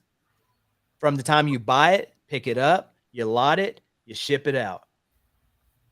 10 days. And you can do anywhere from 300 to 1,000 lots. It just depends on what you want to do. But so the investment, guys, is to go get your stuff. I know you got to put more money out, but listen, if you buy a $300 unit or something and you got to pay $200 for trash and you can go straight home and start selling, invest that time into that, or invest your time into editing social media, you got to invest. That's the smartest investment is not touching your trash and getting your crap up quick and not holding on to it too long. Run and gun that sucker. And I promise you'll make 3 times more than the guy who's sitting there waiting for an extra 10% on eBay. Yeah, it's really smart. Yeah. The turn and burn. And it's really smart too to have a trash person set up, because I can't tell you, like the storage units I've done, I've wasted more time just dealing with the garbage, whether I'm cleaning out the whole thing, taking it to Goodwill, or taking it to, I can't tell you how many times I've taken straight garbage to like flea markets or set up yard sales at my house, trying That's to the sell worst way to sell. $1 or 50 cents just to get rid of it. Like and when I say this stuff, guy, I'm not listen, I'm not insulting. I'm not trying to insult. When I say that flea market, that's the worst way to sell, period. Flea markets, garage sales, doing those kind of sales, and even eBay. No, but there's different levels for everybody, right? It's more of a mindset. It is. What you're saying is there are people who look at that. There are people that look at the dollar versus their time. Mm-hmm. You look at both as being very intricate with each other. That don't waste your time on the things that don't bring you the most ROI. That's right. Mm-hmm. Right, you see, put your and I don't, y'all use all those fancy reseller words, ROI, and all that crap. Listen, I'm dumb as a rock, guys. I've got a high school education. Oh, no, you're not. No, this is about. I'm about tapped out. I'm good at loving Jesus, teaching Jesus, and reselling and finding cool stuff. I'm about tapped out on talent and stuff right there. So y'all say these words, and I don't even know what they mean. No return on, but you're right. The return on investment. You. That's all what right. you're ROI focusing on.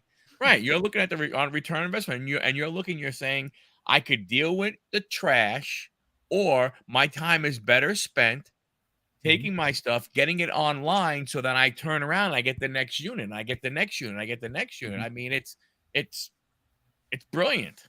Yeah. Yeah. And so it really is. My goal is to have, well, this was my goal. So I haven't told anybody. Well, it doesn't matter. So about 6 or 7 months ago, there was another YouTuber who wanted me to go into business with them and start a big auction house, open a pawn shop. Very wealthy guy wanted me to do all this and we're going to be actually 3-way partners. There's going to be another guy who's going to kind of be the grunt work, but we were all throwing in 10,000, starting the LLC and everything. And because that was my vision. I told him, my vision is to have a warehouse stacked full of basically free product, right? It's all about what you get your product for, guys. When I watch people spend days going around at garage, I'm not trying to knock you. If you pay your bills like that and you're happy, do it. But for me, I can't go spend 2-3 days going to spend something to get like a 70% or like a 30-20% return on $5-10 items. I can't do it. It doesn't make sense to me. But anyway, I'm not knocking people who do that, but like that's just the worst way to buy your stuff. Yeah, and it's crazy when you're a storage unit buyer and you're getting stuff at such low amounts per item to then think of it, because I think of people in like the like white collar business world that are into lending. Like you might lend somebody $5,000 to get back like 5,100. Bro, listen, like you're right. You're right. You can't make this. I tell all my little stuff. I'm telling you can't make the profit I make doing that. You can't. I was telling Gina, I said, our profit margins are ridiculous. They're ridiculous. So anyway, I backed out of that business because my goal, the week before, I thought I was going to get sucked into doing something I didn't want to do again. And I was going to be the kind of the brains I saw where that was going. So I kind of backed out and said, hey, I feel like I'm getting into something. I just got out of running a big business and it's kind of going to be weighty on me. And to pick the units, to train and all that. And so I backed out. But listen, there's people out there buying stuff. They'll tell you it's all about your profit. Like there's people out there buying these huge collections, like tons of different people. And I've seen it on eBay, Facebook, all this other stuff. I don't get why everybody does not get their inventory out of storage units. For the life of me, all these resellers I see who are hip to it, who know about it. I don't get why you want to work so hard, because these people are hard workers. They're not untalented people, very smart people. Because when you're working your bones off for 20 to 30%, and listen, most of the time that's before you're taking cost out. You know what I mean? Because if you're only paying $7 for a $10 item, it doesn't make sense. So it's the bulk too, right? You see, it's the bulk. It's the bulk. You know, we figure we want to run at least 2,000 to 3,000 lots a month is the goal. Yeah, but I think one of the things you're looking at, I think one of the reasons why is because people are afraid that if they spend 300, 400, 500 just on some pictures, and if it's bad, where a lot of people think if I get on the road, I get in my car and I drive and I hit a bunch of garage sales, I get to actually feel and look at the stuff and everything like that. So I'm sure a bunch of people, it's the fear of, you know, trying to make a decision looking at a picture. I think you hit the nail on the head. It's fear, but it still dumbfounds me because listen, you have to be a complete moron to lose money on a storage unit. Like people always like, how many units you lose? I don't lose money on units. You seriously, you got to be, first of all, don't bid more than you think it's worth. I only bid if I'm positive. People are like, how do you not buy bad units? I don't bid on them. Don't bid on them. If you don't know and you can't, I only bid if I'm sure. But I forgot where I was going with that. But anyway, I mean, storage units, like, oh, that's what I was saying. The cheapest units are full of the crap I see people out garage selling for. I go after collectibles. You see my channel. I'm going after after the treasure. But as a reseller, good night. You could make but if I was a regular everyday estate sale type guy, I'd be killing it. Oh yeah. Because I mean, even just stuff, like even if clothing, shoes, dishes, like just make it clean. Housewares, like God. Do they have unscratched furniture? Did they take care of the furniture? Look at their clothes. Look at the stuff. Where'd they shop at? All of these details will tell you. I know for a fact a pack 10 by 20 that's clean, there's no way, even if it's home goods, there's no way I'm not making 20,000 on a pack 10-20. They're piecing it out. There's no way, unless it's just full of empty boxes. Okay, but that's where the signs come in. So I'm telling you, even everyday resellers, you can buy one good, what I call a state type. I go after collector units, like the old guy who's like doesn't have room and he's hiding and stuff. That's what I'm going after. But the estate units, oh my gosh, there's so many. If I was that guy, I can tell you, I can make millions.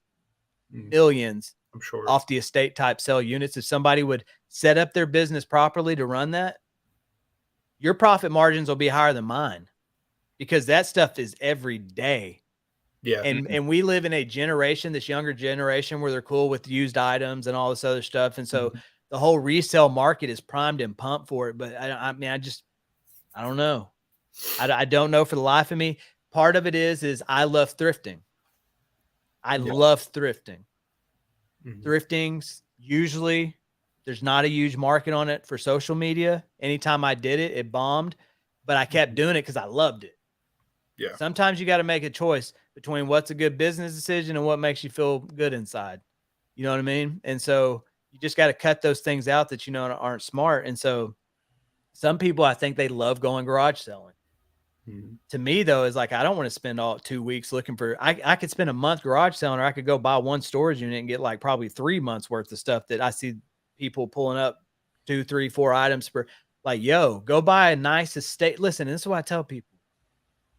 I told my wife, I said, if there was $100,000 in a unit in New York and we had to pay $10,000 for it, all we had to do is get in the car and drive there. Will we go get it? She said, yes. And I said, then I'm not putting a limit on where I'm bidding anymore.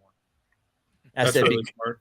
That's what I told her. I said, and you know me, she trusts me. She knows if I bid on a unit, we ain't driving far unless we're going to make a lot of money on it. And we, you know, and so that was another thing. I had to open it. Do I want to drive that far? No, it's hard work. It's hard work because you don't know it, right? Yeah. The unit could pop up that day. It could get canceled. You don't know. But, you know, if you know that's there and it's cheap, listen, laziness ain't going to keep me from going to get a free 100 G's. You know what I mean? I'm going to get my butt in there. I'm going to work my butt off for the next 72 hours.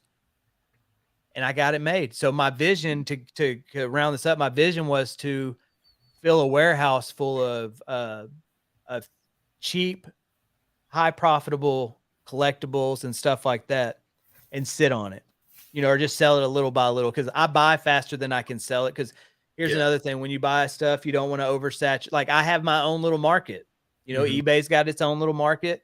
Well, I have my own little market with my stuff. And so the same thing, I don't want to oversaturate my buyer base, right? I've only got so many buyers. So if I find 20,000 Hot Wheels, I'll pull out a few hundred. It's going to go in this auction. Then I go stack back. And then each auction, I'll go pull a tub out. I don't give a crap. I'm just running it, but I'm running and gunning. I'm not sitting on the product. Well, it's sitting there until it's going to the next high bid. And the only reason I do that is because I started this a long time ago. This is where it hurts, guys. When you start your business, if you go this way, I told Gina too, we did take a hit on products. When we started high bid, higher end stuff, we didn't have the buyers for it. But I told her, I said, if we only give them the crap, we're never going to build up people who come here and know that Grimes Finds, or we weren't Grimes Finds at that time, the Dallas Online Auction Block gives quality collectibles. And so anyway, we had to make that choice. But eventually then we started getting more than most auction houses and eBay. And like, there's a lot of times most times we over exceed those. And here's the deal. How much do you pay eBay fees? Like 20%. And then a lot of people have to, how much you pay for high bid? Oh, like a couple $100 a month. It's not bad at all. Yeah. Especially with like the volume that you're pumping through it. That's pretty substantial. Well, what is their fee structure like to use the platform? It's just it's a flat thing, and there's like a % bid per thing. But at the end of the day, I think it doesn't add up. It's so cheap. Gina does all that. It's super cheap. I want to say like when we signed up, it was like $200 to sign up. I can't remember it. I'm not going to be able to figure it out. I'll ask her and I'll let you know. It's super cheap, but here's the deal. So eBay's taking your 20%, whatever, right? They got control of their customers. If they pull the plug, you got no more platform. Yeah. Well, not only do I own my customer base, but it's standard in the auction company, right? Because eBay does it, is that we charge a 15% buyer's premium. So I'm not paying fees. Not only do we capture the same prices, if not better, we get 15% on top. We don't pay out 20%. That's another luxury of owning your own business, is you got to do it right. So again, I see all these people on social media selling these products and doing these things. And at the end of the day, this is what I tell them. Because they're always like, oh, and they call themselves business owners. And I don't give a crap. Call yourself a monkey. I don't care what you call yourself. But at the end of the day, you're not technically a business owner. You don't own that business. Anytime, like I said, someone can pull the plug and you can't function, you're not the owner of that business. Somebody else had a bigger stake in it and they own more than you did because they shut that puppy down. You need to make sure that you're not paying fees, you're collecting fees, you know what I mean? And you're controlling your base. I'm telling you guys. That makes a lot of sense. It really does, especially if you have like the contacts for it. Now, for somebody who doesn't have the contacts, like what would you suggest, like as far as building like contacts? Keep doing what you're doing and like do like one high bid a month, like say, hey, I'm going to take 200 items and I'm going to set these aside and start working it in slowly. And then tell your customers or however you can, because you're going to start every time they register into your high bid, it kicks their information into your constant contact and all that other stuff. And in the high bid, you can go in and you can download all your reporting, all your customers' information. You have all of it. So awesome. I would start slow. Build that. Here's the good thing about high bid too, though. You can almost kind of instantly walk into a customer base because high bid's been around for over 10 years. They're Auction Flex. I met the owner when I went to Auction Academy here in Texas a long time ago, but they're a really good company and they have millions of buyers. They're huge. Awesome. They're huge. And so you're not just going to, so they're going to advertise your sales for you too. You're not just completely on your own. Perfect. But I don't rely on them to do it. I update my email list. So every auction we have new people. It tells you how many new bidders are first time. And so then we re-download that into our system. And then so every auction, our customer base is built over 10 years. That's awesome. So, and people used to buy the, we've had a lot of offers. We've had a lot of offers. That's really cool. So John had a question about when you're at live auctions, is it like Storage Wars, like we see on TV, or is it different? Dude, for some reason it is kind of. Well, the show is so fake. I mean, I'm sure that they really buy a unit there, but I know for a fact that I'm just gonna say I know for a fact. So is it like the show? Kind of, but it's not fake like the show. You're going to find a lot more cooler stuff than 1 or 2 items in a unit if you bid right. But as the personalities, the storage unit industry is a rougher crowd. A lot rougher crowd. And when I first came back to buying a few years ago, after I left buying them, they tried to haze me out. They tried to bully me out, and they did not know my background. And so I had to set an example one time right in front of the building, and they did not jack with me again. There's another video, another guy tried something again, and that didn't go well as well. So did they know you as like Grimes Finds, or now they do, and I hate that. Yeah. I really hate that. Yeah, I'm sure anytime those people are like bidding you up just because they want to bid against Grimes Finds. Bro, too. I know for a fact there's people that do that. And sometimes I watch units. Here's the thing. I don't buy that many units. I know sometimes there's people I can watch a unit. Mm-hmm. I'm like, what the heck are they bidding on? And sometimes I know there's people bidding specifically from word of mouth from someone else that they bid just because they think it's me bidding. And half the time it ain't even, or most of the time it's not me bidding. Wow. So that's crazy. So they can't, but I'm not a confrontational guy. I'm a very friendly, and most people, I think that's why they try to take advantage of me, because they think I'm kind of like I am a happy-go-lucky guy, but I mean, I used to willingly get in a cage and let another trained professional punch me in the face. So I'm not afraid of it. I'm not the baddest dude in the planet, but I'm actually undefeated in the cage. So I'm not afraid of it, but yes, it can be because they see you as a threat that you're taking. And when I came back in, I was any unit I wanted, I was buying, because the people there were so cheap and I was so dumbfounded. I just went to look at you. I said, Gina, you know what? I hadn't been in storage units in years. I'm going to go check it out, see if it's got cheaper. I said, I'm just going to look. I'm not going to buy. And I came back with like 5-6 units. We made a ton of money on them. I was like, all right, we're going to go back. But man, they hated me. So yeah, but just listen, be nice. They have a lot of bidders have rules at the live auctions. I bought one. I remember a Mesquite, and we were walking in the hallway, and the guy said, "You just got the last 2." He goes, "You're not getting any more today." I said, "Why not? I got a pocket full of money." I said, "You know something I don't know? Are they all bad or what?" And he's like, "No." He goes, "You've got enough." And I said, "Oh, okay." And so I bought the next one just to buy. I think I gave it to another bidder, but they tried to bully me out. But eventually they all became my friends except one guy, because I'm a nice guy. Even if you're a butthead to me, Gina says I forgive people too much to where I keep going back and I allow people to continue to hurt me, because I feel like this could be the chance that changes it. And I never want to give up on that chance that, hey, this could be the chance that reconciles thing. And so I have a tendency to return to my vomit like a dog. I do the same thing. So I totally understand, man. Our resident sock collector has a question for you. Your buddy Tom wants to know, what's the coolest pair of socks you've ever gotten out of a unit, if you remember?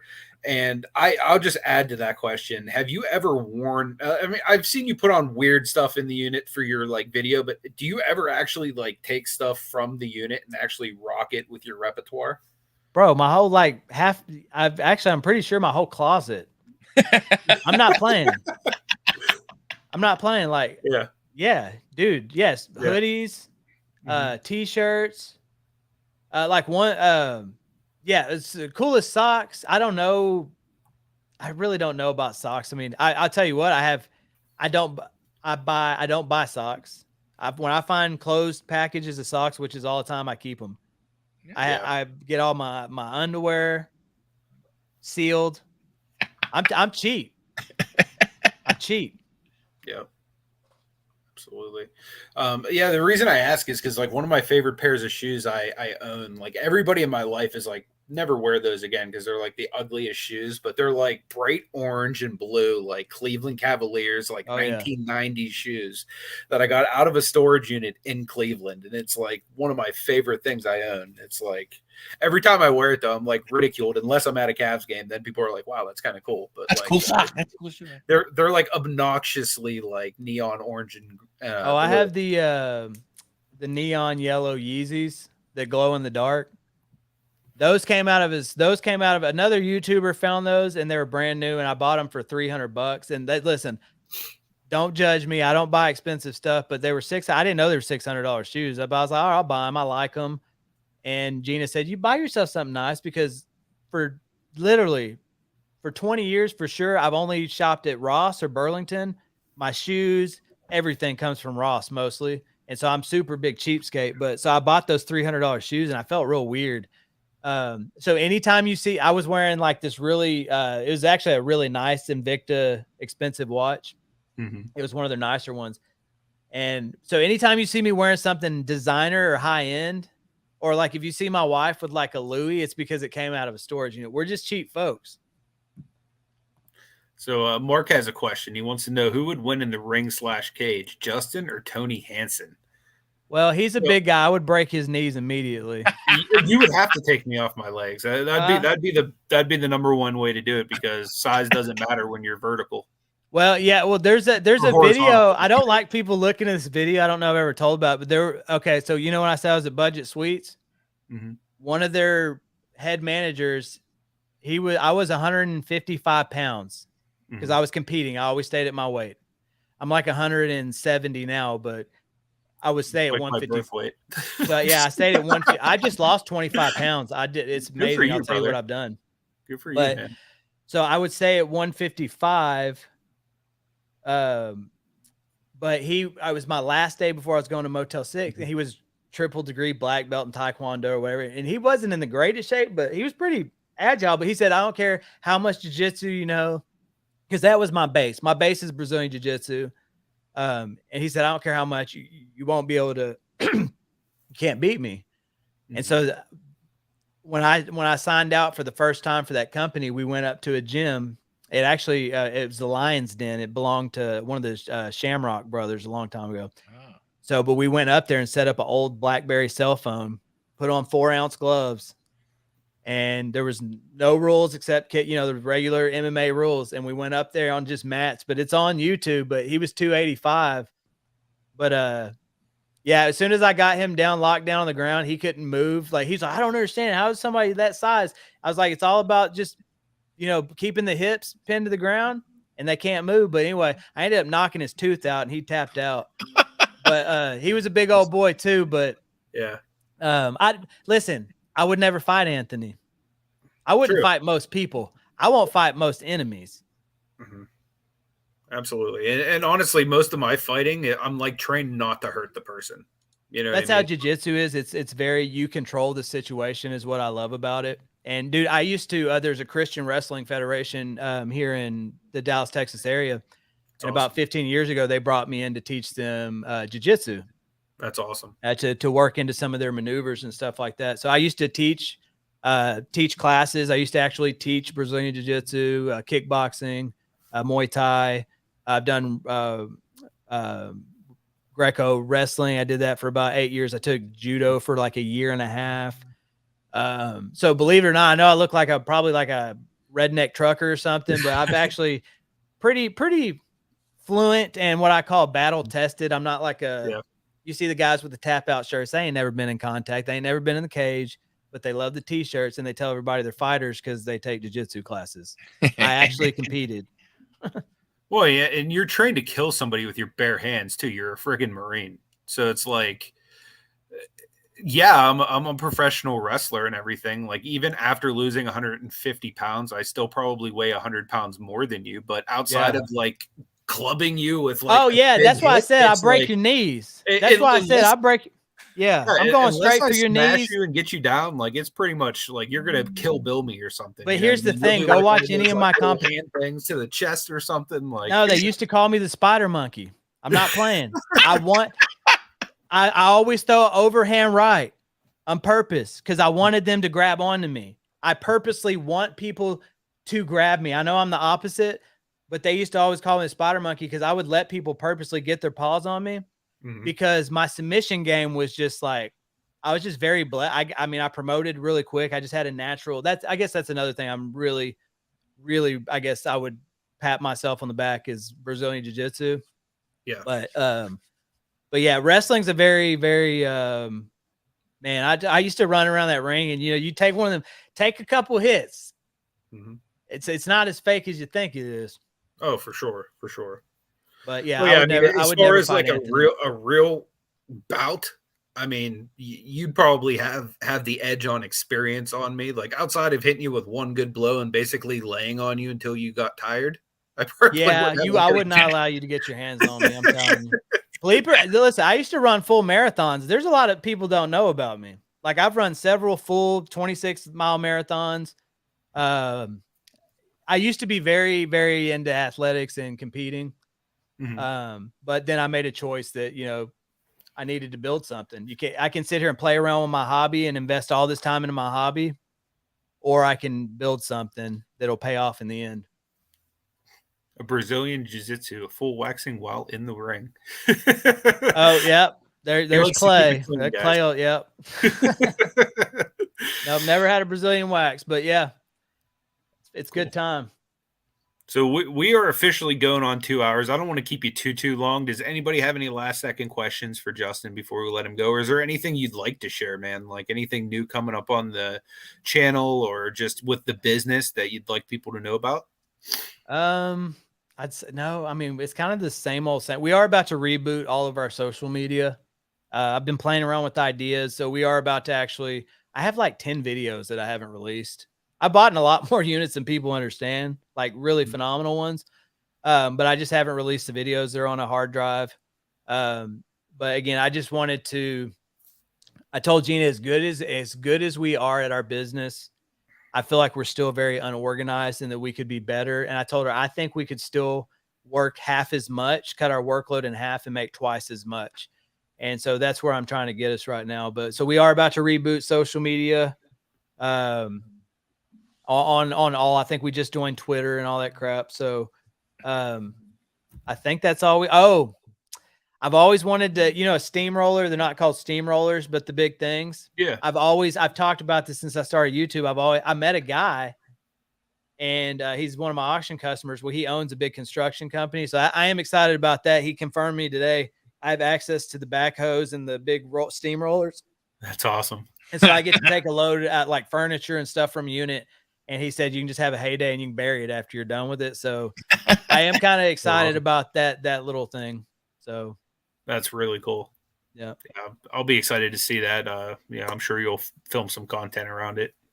Yeah. And I would just tell people, if they watch the beginning of this, like we have no hard feelings about this. If I could give people advice is like, because this is what I want. At the end of the day, I believe that God put me here people are so greedy these days.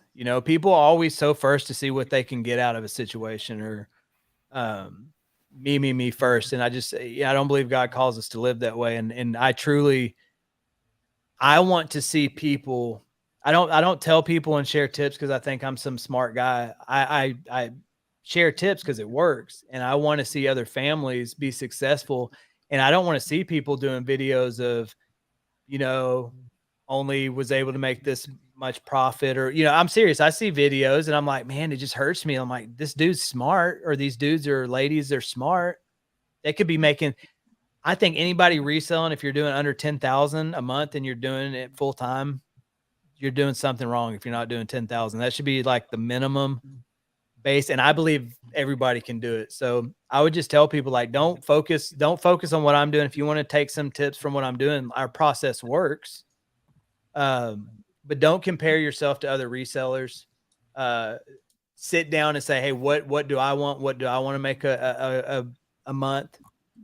I would tell you to buy storage units. If you're going to resell and you're not buying storage units, you're I'm not going to say you're wrong, but you're not making as much money as you could be. And listen, this is coming from a guy. I've bought out thrift stores. Literally, I've bought out whole thrift stores. I used to buy out whole estates.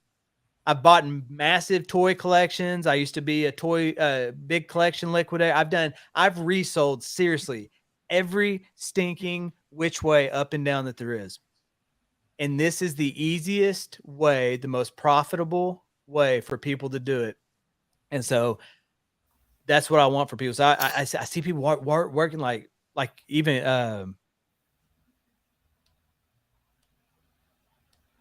I do. And yeah, so Clay's a guy, and like I don't want to see like Clay he's a teacher. He was a teacher for a while and he wants to do reselling. Like people like that, I want to see them like I don't want you doing things because I think it's the Grimes Finds way. I'm telling you, it's just the way that it works, and it's battle tested. We've failed every which way to figure out what works. And what I want is, I know I could literally. I have people that want me to go teach this stuff in hotels. Storage treasures. Nobody knows this. Me and Gina were in Arizona just a few months ago, or probably 4 or 5 months ago, meeting with the CEO and the head teams of Storage Treasures. Awesome. And because they wanted us to travel and do we were going to do a once a quarter resale thing across the United States, and they wanted us to lead it. They wanted us to teach it. We were going to do a whole video series. And so anyway, we did that because they have the same thing. They want to help people. We told them like, well, I don't care about making money. Well, I say that. And I ended up pulling the plug on the deal because I didn't think it was worth the money that we were going to be paid monthly. It was a lot of money. At the end of the thing, it would have been it's been a lot of money. But at the end of the day, I didn't feel like I didn't want to be doing what we were going to do. We were going to be taking over all their social media, and I mean, it was going to be a big ordeal. But at the end of the day, because we wanted to help people, we wanted to teach people what we're doing and how we're doing it, because there's nothing special about us. It's really, guys, these processes are so easy. I think the hardest thing is, as Gina says, you don't give yourself enough credit for picking the units enough, how good you are at figuring out what's in the boxes. That's a talent in and of itself, is just knowing what the good stuff is. And that's the good Lord. The stuff you told me, like, hey, look, is there dust on the boxes? Like, check the tape. Like, just little small things that you don't think of just looking at a picture, that you just know from repetition. Like, it's a talent, like God gave you to be able to assess like good ways to make money. Really awesome. To be able to assess a locker off of what, maybe 8 to 12 pictures or so. I don't know how many they would have to put up. I mean, that's skill, that's talent. You can say, it's experience, it's all of it, but it does take something. But you're at the point right now where also I would venture to guess, because of what you do, where you can look, your eye automatically goes to things in a picture. You're right. Because when I'm scrolling just without clicking in it, the way it's so weird, guys, the way that people stack their boxes, the companies on the boxes, like of grocery stores and certain stores, there is a mindset. I believe that all collectors have some similar traits to the way that they pack, the way they do things. I believe that with all my heart, because I can, when I'm scrolling, I'm like, that's a collector unit sometimes. And you won't see nothing collectible. Like the big Yu-Gi-Oh one, there wasn't nothing showing that. Watch half my videos. Usually it's a hunch. The letters on the blue tubs. There was nothing that said for sure there was comics in there. But anyway, so yeah, it's definitely it's a skill. But I tell people look at. I don't think people look at the details. Yeah. When I'm looking at a unit, I literally look at every item in there, every broom, every shoe, every lock. I try to make out every individual item. I don't look at thing as a big bulk mess. I literally sit there and I scan in and I look at every item. Look at every item. And it probably is because I guess I got diagnosed with ADHD and a compulsive disorder this last year. and they wanted to put me on medication. I had the medication, but I haven't gone on it because in a way, I feel like it's almost like a superpower. And I'm like, I don't know if I start taking this, that it dulls my mind, or like that part of my personality that has allowed us to be, because I am compulsive, but you got to be compulsive and be able to shift gears to build a business. Hey, thanks, Mark. Thanks, Mark. You're a rock star, man. And I agree, man. You really are. And the best part about it is you're one of the most humble people I know. That like you have a YouTube play button. You would never know it. Like meeting you, you know what I mean? You're just a regular old dude. Well, that's you know what? That's all any of us are. For sure. You know, listen, we're all just like on earth, just trying to make it. For sure. You know, I wish there was no strife. I wish there was no arguing. I wish that, I'm serious. There's a lot of days. I'm a big crier. I cry about this a lot because I don't like having friction with people. Mm-hmm. I'm not afraid to have it, but that's not what God wants for us. He's not what he wants us for a people. And, man, I don't know. I feel like I remember how deep the hole was that Jesus pulled me from. You know what I mean? Mm-hmm. I remember who I was. I remember I was not a good person. I remember I hurt people. I would steal things. I've done a lot of wrong things. And how dare I look at anyone with any discontent or anything after he looked at me and he saved the piece of crap I was. And so I don't feel like I have the right to treat people that way. I don't think that anyone's better than me or worse than me. I don't think I'm better than anyone. I think we're all just trying to make it. I think our feelings and our emotions get tied up into things, and, you know, things get said and done that people don't mean. But at the end of the day, listen, here's one thing that we all know. Unless Jesus comes back, we're all going to die. Mm-hmm. That's a truth for us all. And I don't want to be that guy at the end that looks that I treated people horribly. Mm-hmm. And I know that God, it doesn't matter. God isn't going to sit there and be like, hey, why'd you go off? Why'd you go off on the internet like that? Why'd you go beat that dude's, face? Why'd you do that? Why didn't you let me handle it? Anyway, I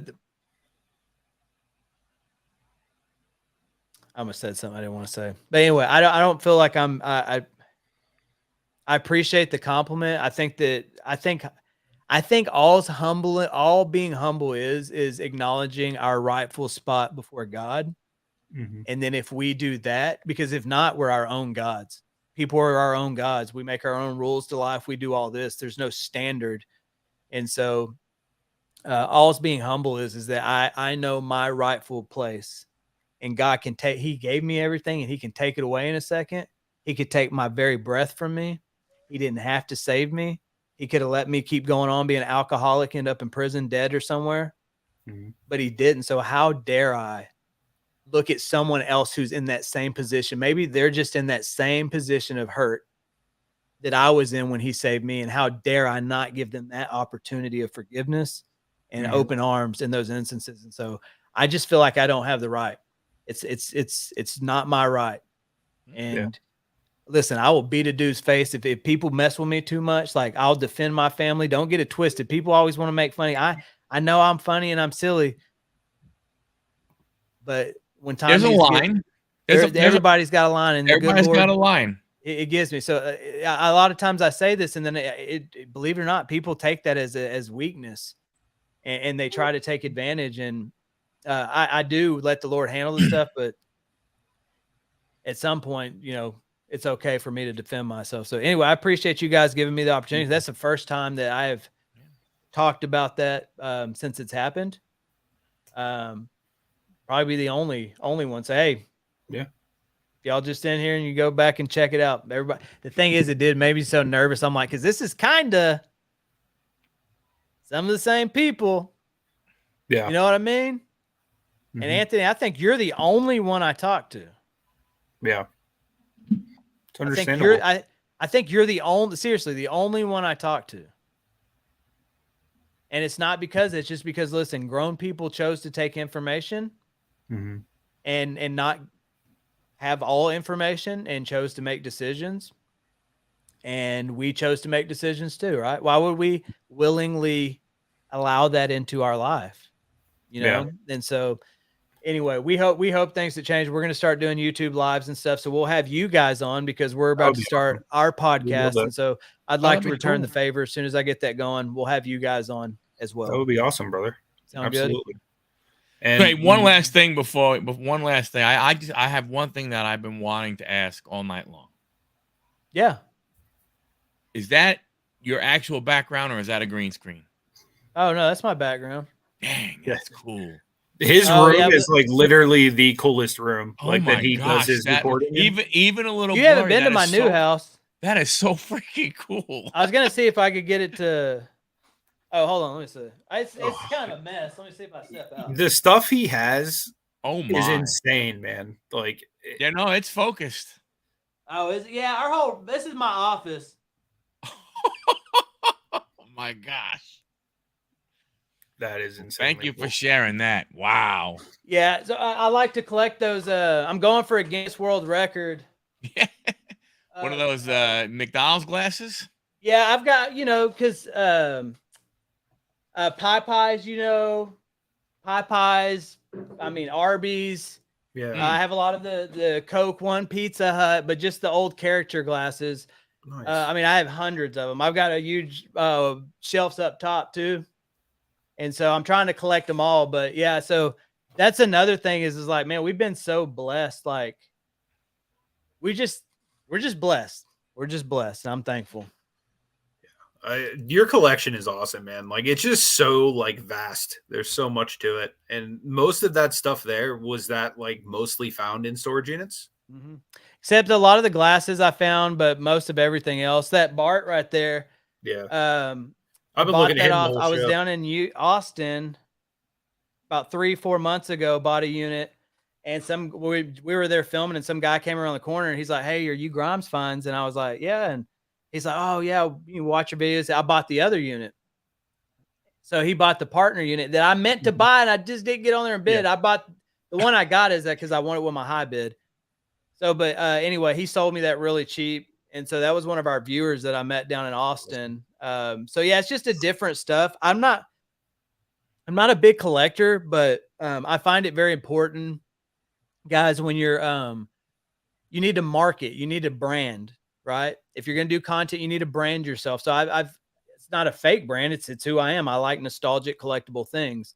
But just remember that when you're doing your pictures on social media or you're doing your backgrounds and stuff like that, it's just very important to kind of make it all mesh. Like when people see Grimes Finds, like now, I think before they probably thought storage units and probably other things that we were tied to.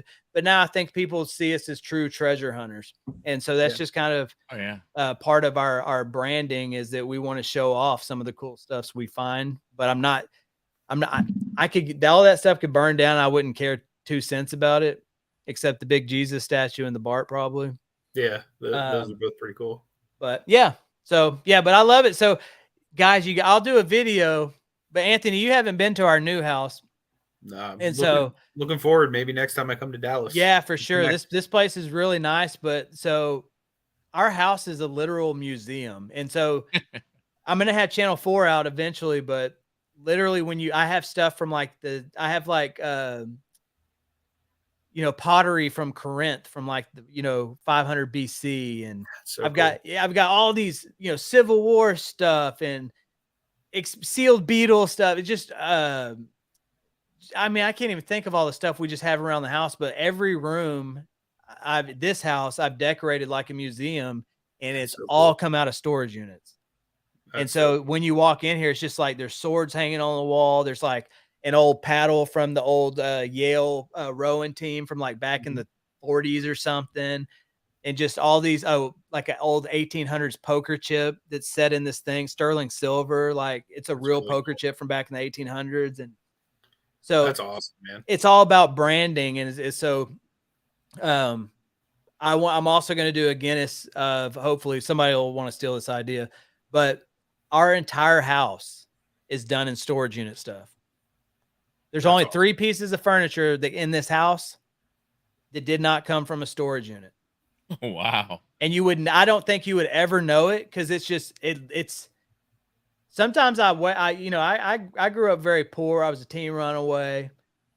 We didn't have a lot of money. And sometimes I'm so thankful to the Lord. And I'm like, but you would walk in our house and be like, oh man, this guy spends a lot of money on collectibles and stuff. I'm like, no, that's just stuff I keep. I've already made thousands of profit on the other stuff, but I get to keep stuff out of each unit. And then, like the Austin story, I kind of got a true story that I remember from each unit. So I kind of keep a trinket or something valuable. And I'm telling you guys, I've got some really cool stuff that I haven't shared.